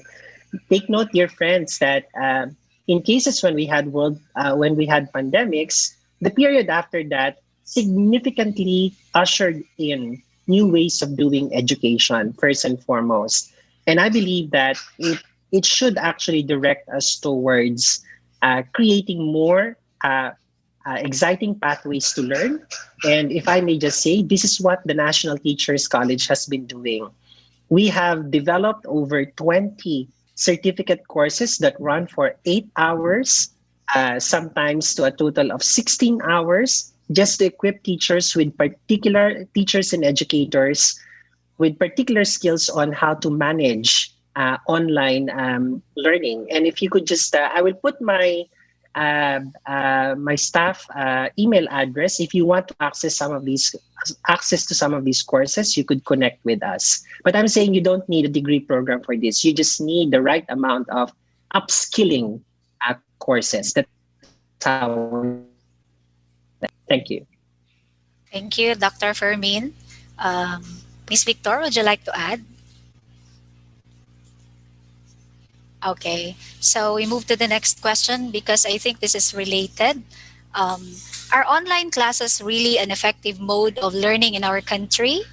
If we continue this mode of learning, how can we bridge the gap between this digital divide? I think the IPs are very much affected on this, so perhaps we can ask Miss Victor to respond first. Thank you, ma'am. I also looked at the questions, the other questions, and I think there are two other questions that are quite related.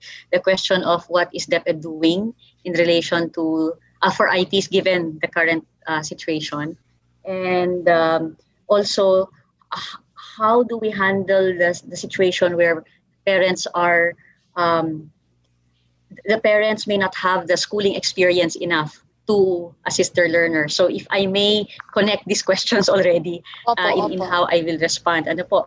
Sure po. Um, yes. So of course, as I was sharing earlier, the personal connection is quite important when it comes to IB communities. The communal way of learning, for example, learning as groups, is something that is important to many indigenous communities. The indigenous knowledge systems and practices that have been there in the communities since time immemorial have a very social dimension, a very interactive dimension. So when the elders and community leaders were giving feedback to DepEd, they were really, as there in some instances, no, they were really saying, "Can we not have face to face? Because anyway, where we are, the virus is not here, or we are remote. So the infection, there's no infection in our municipality, or we are so remote that it is not, we will not probably be reached by the virus." So you can feel that anxiety because the more inherent learning process tends to be social. So given given now this need to be physically this physical distancing in the learning process, if schools are not available, the on one hand the social dimension of classmates coming together is one that is not there. But if there is also one opportunity that the pandemic has brought for the IP Ed program, it is actually how the community will become an active participant in the teaching learning process, where the family, the community really becomes a partner of DepEd. I mean, right now, and for us, it's a positive development. Right now, there is no question about how important the family and the community is in teaching and learning. Whereas before the pandemic, there was still a need to advocate for elders to be part of the teaching learning process. Now, it's become a given. I mean, there's a need for their participation. So, what we are seeing is how can we strengthen the capacities of our community members to be active not contributors, really partners in the teaching learning process, and how do we reappreciate now the indigenous knowledge systems and practices of the communities, because even without school, learning continues in IP communities. It's not as if learning stops, because the way of living, assuming that the cultural practices are still there, no? And actually, in communities where the way of life and the practices are actively experienced by learners, learning continues. So one aspect we are looking at now, but again from a more formal school perspective, we are trying to systematize it, is in areas that, because we do have cases, by the way, where the families really moved away from the centro, from the barangay proper, for example. No, they moved away because that is one way to protect their communities or their families. The challenge now is they're away from the services. They are farther now. So what we can do is, how do we strengthen the indigenous knowledge systems and practices and the consciousness of the parents and the communities to ensure that learning continues? They may not be in school, and the modules may not reach them as often because they move farther away. But as they go through their usual patterns of uh, planting, harvesting, hunting, fishing, learning continues, learning is happening. And that is important, how to help us remember that learning is happening. But how now will the parents, how will DepEd and the parents now be more conscious of appreciating that they will see to it that the learning is reflected upon, that learning assessment is done, because communities also do learning assessment, they just do it in a different way. But how to be more conscious about it so that even I know when the time comes that it's possible for them to move back, let's say closer to the schools, closer to the Centrong Bayan, whatever they learned in their situation, in their area, can somehow connect. No? The counting that they learn in their own way can connect with the counting in the formal school. It's possible. We've seen it done. So on our side, we're looking at how to systematize the process of interweaving the knowledge systems of the communities and what we have, the competencies in DepEd. We have to do it in a way now that is related to this pandemic. Whereas before we were doing it under quote unquote normal times, you know. Um, so again, summarize, uh, we recognize the reality that the distancing is there, but first it does not mean that learning stops because actually learning continues. What we need to do now is to how to partner with communities, with the IT communities, so that together with the indigenous knowledge systems and our national system, we will see what is possible given their context, because the contexts are different. In some areas, learners are still able to easily access the modules. In other areas, it's not as easy. And we will have to respond accordingly.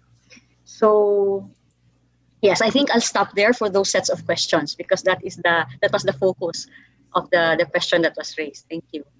Thank you, Ms. Victor. Anyone else who would like to respond? Professor Rodil, would you like to respond? Yes. With regards to the kind of the delivery that we are doing now because of the pandemic, um, there I've already mentioned in my talk that this medium has its value even without the pandemic. Like for example, it can be a knowledge hub, it can be a site for many other learning, things that can be done. And we have been doing this even before the pandemic, especially on the tertiary and graduate level. It might be different on the basic and in secondary schools because the socialization and the learning process of dealing with each other is also another dimension when you have engagement with all the other children. And I guess that's a need. But I just like to mention also that leadership on the teacher's side should be there and the teacher should be equipped. So I would have to agree that in teachers' education, you need to include this kind of things.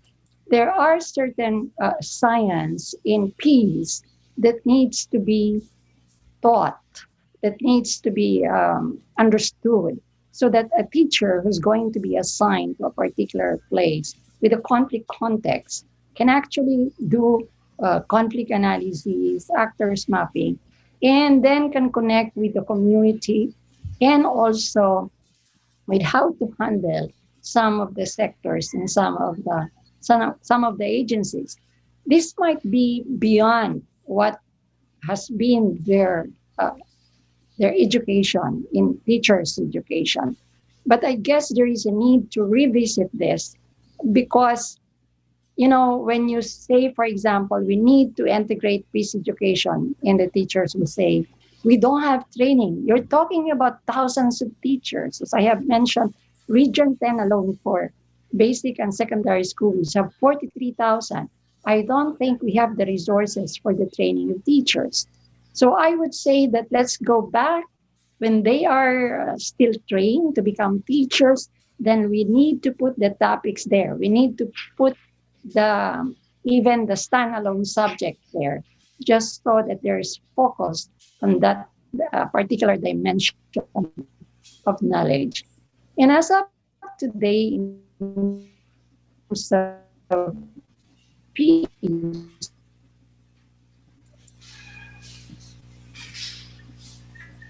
we have MA and PhD already. Great knowledge added in the sense that what can be helpful for teachers' education, what can be helpful to other sectors, that when they actually, um, meet each other in, for example, in a provincial peace and order council or in a regional peace and order council, they can actually understand each other and have the same language. Because this is I think, the offices or the organization we're in, you put up a plan, you have a certain coordination in terms of safety, in terms of effectivity, of maybe EO, not only 570, but 70 as well, what we call the whole of nation approach. So there's need to be a kind of agreement as to and agreement on how to do these things. So, and I could see that to make this sustainable, it can happen in these bodies, Peace and Order Council, because then you have CSOs there, you have the local government units, and then you also have the security sector, and you have DPED there and the CHED. So I guess this will make the implementation sustainable. And there are certain issues then that can be addressed through these conversation in these bodies. And of course, they know the context. It's provincial, it's regional, and it can be even down into the municipal level. So the context will be considered very well. Okay. Maraming salamat po, Professor Rodil. In the interest of time, kasi madami pa pong mga questions, yung babasahin ko pong mga tanong, I would ask only one of you to respond para po mas marami tayong masasagot. Here's another one from our Zoom participant, Miss Claudine Adrales. The presentations have revealed to us the importance of education even in this very challenging time of the pandemic. However, there is this trending topic on the netizens on the academic freeze. Okay, what is your opinion on this? Maybe I can ask Dr. Fermin. Just to respond to that sweet and short, the 9 arguments I raised about the continuity of education had always been my answer to anyone and everyone who asks me about academic freeze. I have given you 9 very important reasons on why we should continue learning, and all of them point us to the lone fact that if you stop schooling right now, you stop peace. Okay, maraming salamat po, Dr. Fermin. No? There's another one from Wilson Orius of Our Lady of Assumption College, Laguna. How does the digital divide affect education in the poorer neighborhoods? Maybe Professor Rodil or Miss Victor, would you like to respond? How does the digital divide affect education in the poorer neighborhoods? And that includes, I think, the IP as one of the marginalized sectors.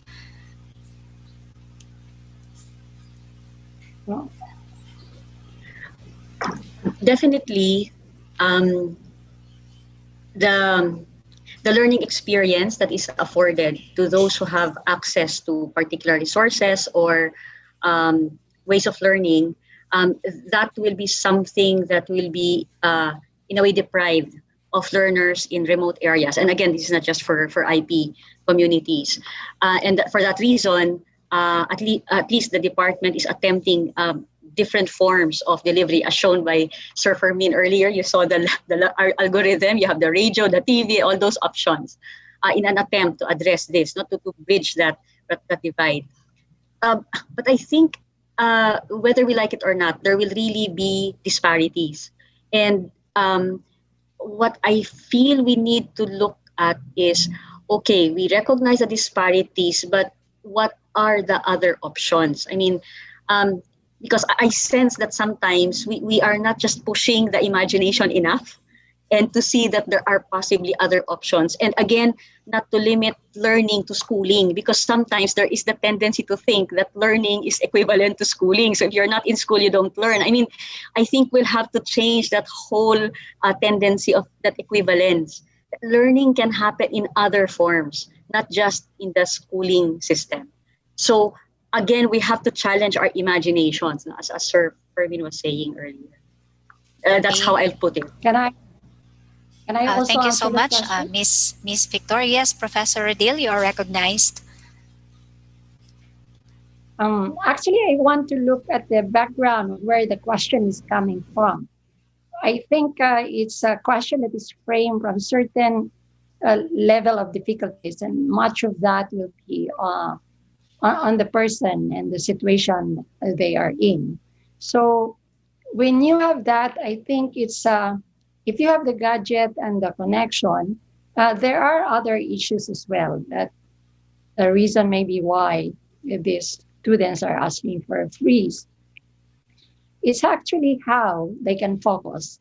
It's actually the question of managing emotional state, anxiety, worry. It's also managing relationship inside the house or inside the homes. And I guess this background of situation can impact on the, where the students are. They need certain spaces to study, which the schools, physical schools, is actually providing. And this is absent now because we don't know what's their condition at home.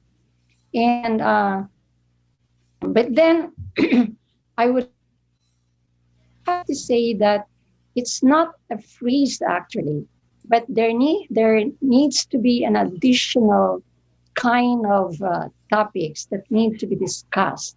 Maybe I don't know if it should be all subjects, but I guess there is a need to address these issues, these needs on the personal level. And I know the curriculum, whether in tertiary, but there is a few actually lessons in the management and understanding of emotions, like fear, how to handle worry and anxiety, how to de-stress. I mean, they can actually search and they can actually get materials for this. But it's good if that we have a certain, material that can address the context of the needs of our students. And I don't when they are equipped with this, skill, and there's understanding of how to manage emotional state, how to actually address conflicts in the home, then I guess they would not ask for freezing. Because the social media today is also a source of a lot of confusion, and is a source actually of so many information, and therefore it actually affect our learners. They might not be sure whether the world will still be here today, tomorrow. So when you have that kind of frame in your mind, uh, you might also change in terms of your decision and how you use your time. Like, for example, is this math question much more important than me thinking about what will happen to my home, what will happen to my community, or what's happening that my father is not working? So I guess those things need to be addressed. Part of the lessons that needs to be added on all the others that they need to learn, which is in the curriculum. This is the need of the times. And I think it's a cry for this kind of, attention. It needs attention. Thank you so much, Professor Adil. So we're seeing that the use of the term poor there has not something to do only with the limitation of economic, but even more.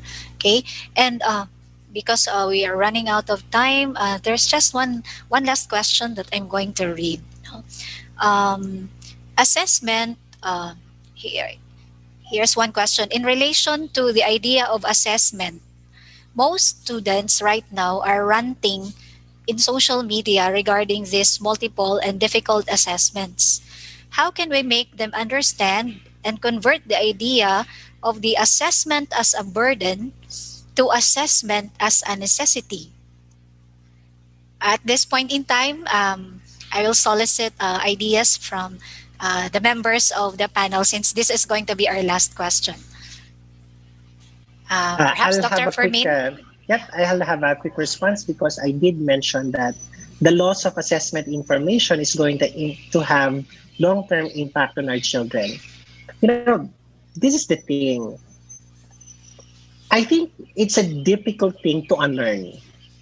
I think by nature we find it difficult to unlearn. So what's happening right now, mostly in our assessments, is that because we have gotten used to pen and paper tests, quizzes, and the like, we just transpose them and transmute them in their digital and online or modular formats. It's the same type of assessment. But let me tell you what we have been successful at in our own education context. We removed all the quizzes and tests. What we did, only three types of assessment. And remember this very well: projects, problems, and cases, PPCs. So by projects, we mean things that kids can realistically do at home. If you want them to do some form of mathematical analysis on volume, for example, don't let them compute volume. Let them compare volume when water is poured in different containers because that's how they will learn the conjecture of volume. That's an example. The next one is problems.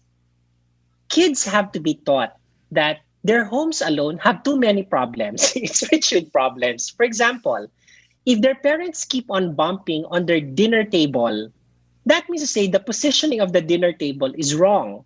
That's again when you teach the maximization of area or sometimes perimeter. And that's what I have been telling teachers to do. And that's what we teach at the National Teachers College, being a teaching school. And the third one is cases, which are projective in nature. Go ahead and tell your kids, what if you invent a triangular table? Will a triangular table save more space and allow more people to be safe at home? So kids will start to make prototypes or invent. Talaga bang mas maganda kung bilog yung table or square and so on and so forth? There are no quizzes, there are no tests, there are only reflections. And sometimes the reflections don't even have to be written down. In our online session, I get to ask kids, so which one is it for you? Circle or triangle? And then you start seeing how rich their ideas are. And to me, that's more than enough as a basis of assessment. Thank you. Thank you, Dr. Fermin. Professor Rodil, would you like to say something first before I call on Miss Victor? Miss Victor? Yeah. Assessment is actually a tool so that we will know what has been learned and what needs to be learned. But, I have to really look at the educational system also from a farther perspective, and that is uh, the development of the joy of learning, in the interest of learning. And I guess when we have that in our learners, ay hindi talaga magrereklamo yan kung anong ibigay. So one particular school, I mean, this is kind of not the usual system, no? But actually, they did away with grades. But then they still covered all the other things as well. So the students were not scared anymore because but when they asked for grades when they transfer school, they are given. So they were not scared anymore. So in one instance, when we were there and learning their ways, how to deliver this lesson to the learners, we saw a group of students outside and we asked, what are they waiting for? And the teacher, who was a math teacher, said, they're actually waiting for more math problems. And that is very new to us because usually students will run away from from your additional assignments and this and all.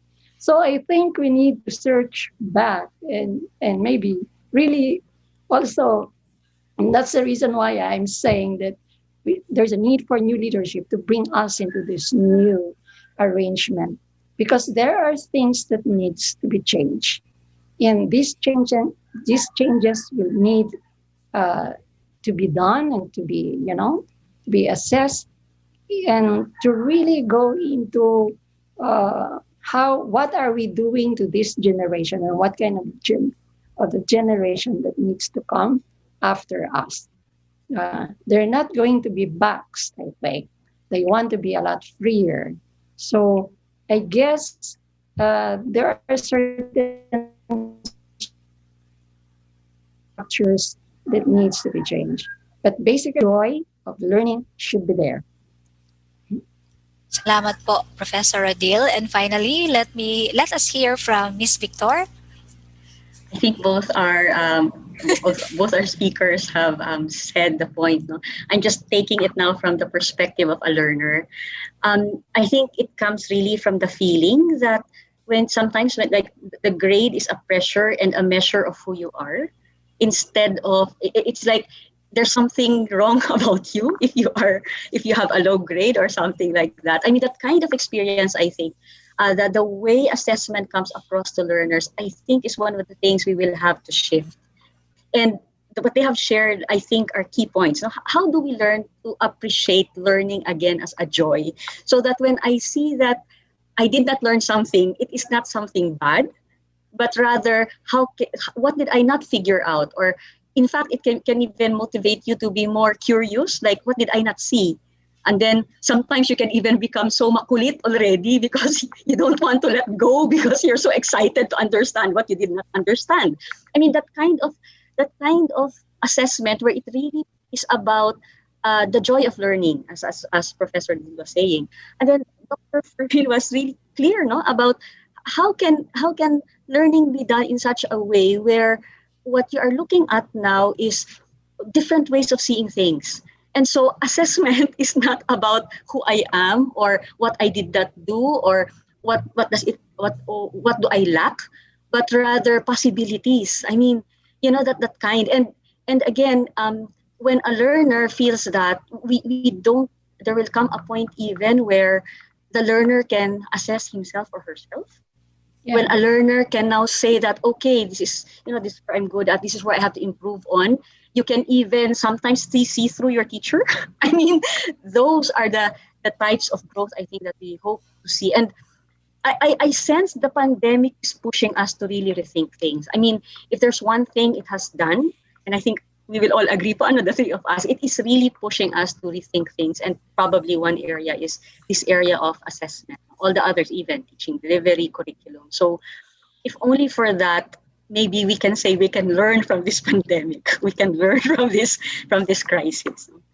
Thank you. Maraming salamat po, Dr. Fermin, Miss Victor, and Professor Rodil. I think the last part of the conversation is also really very insightful to remember the PPCs, the joy in learning, and to rethink assessment. Maraming salamat po. At this point, may I turn you back to our session moderator, Father Junrei.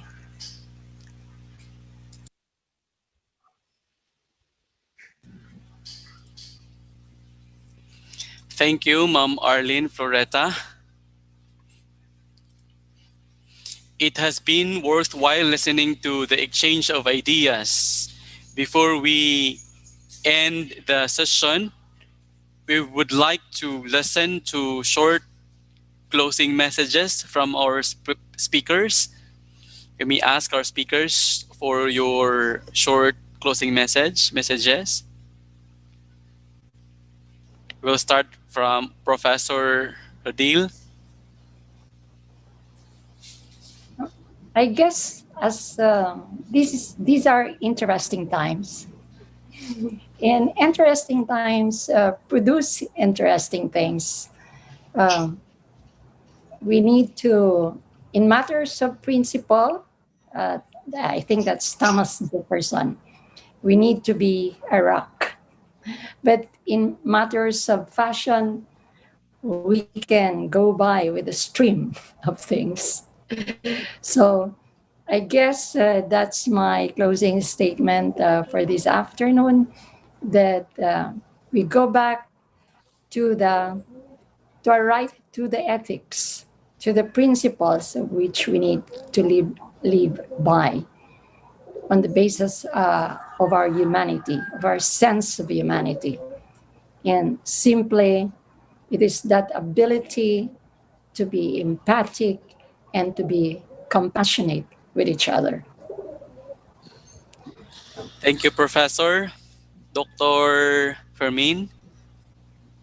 On a final note, I just want to uh, tell everyone that this is not going to be the last time that you will see our heads, our faces on Zoom. And either this is the last time that we're going to hear from each other over a chat room. And either this is the last time we are going to argue where will be the significant spot of peace and cultural education. History repeats itself.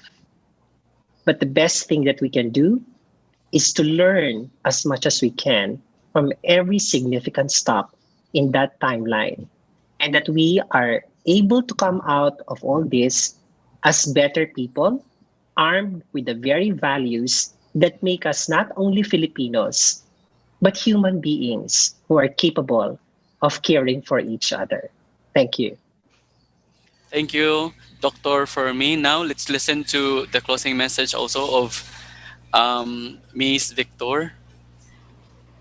Um, I'd like to take this opportunity to thank my companions in this conversation, and again the organizers for bringing us together in this kind of sharing that allows us to explore a situation that is so rare. I mean, siguro naman once in a lifetime lang sana ito. Ano? I mean, I don't think this is an experience you would want more than once in a lifetime. Sana. Ito po. But yes, it may seem perhaps, if you look at the situation quickly, or it's like another layer of struggle is with us. But if we look again, we see that there is a lot that it is teaching us. And I think this crisis is asking us to really be more mindful of these several dimensions that are being put before us. Um, it is stretching us a lot. It is really challenging us. It's challenging all our systems. It's challenging us externally, internally, and it is asking us to draw from, I guess, from the depths of who we are, so that together, no, we can somehow consolidate our energies, our efforts, all that we have done and all that we are hoping for our people. Um, and I think in that stretching, there is of course that struggle, that pain, but it can also bring a sense of deeper meaning for all of us. And so hopefully we continue venues like this where we are able to share really, and coming from not only our areas of specialization or expertise, but as my companions have said, it's asking us to draw from our deeper selves.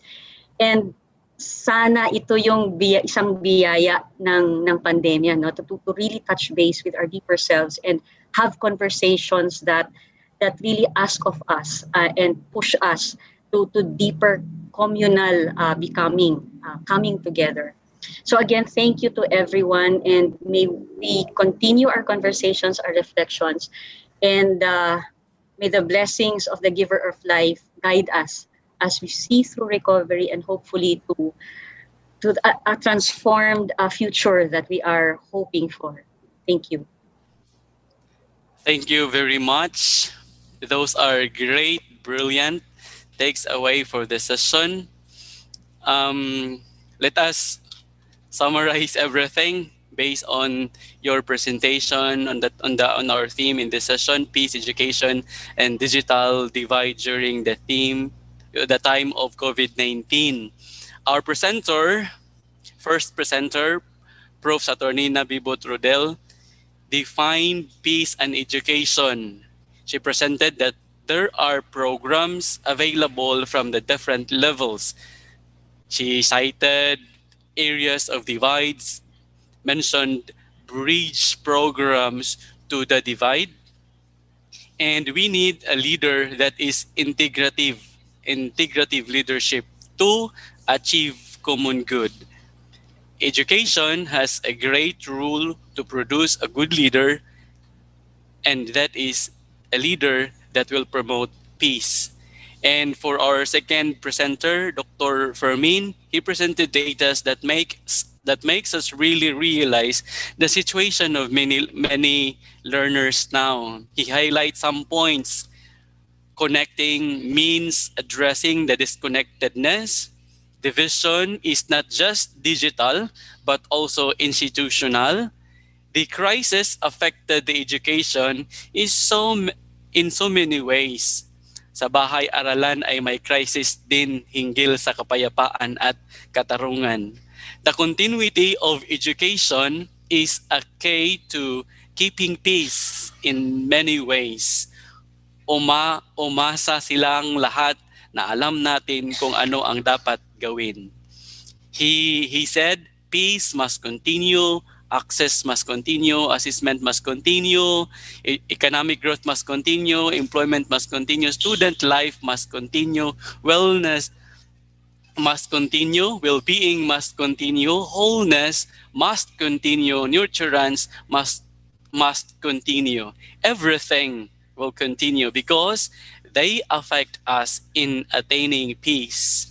Peace and peace education is inseparable from the continuity of education provision, digital or otherwise. And our third presenter, Miss Victor, she discussed the importance of IP education for healing and reconciliation. Thus, she presented the fractures and brokenness of IP communities such as civilization divide, institutional neglects, personal wounds, intergenerational rifts, a disintegration of communal spirits, alienation from the womb of life, and digital divides. In short, education is not really the cure, but it's the source of healing of pains and and it helps us to endure. Thank you once again. And now we would like to express our gratitude to our brilliant speakers. We learn a lot from you.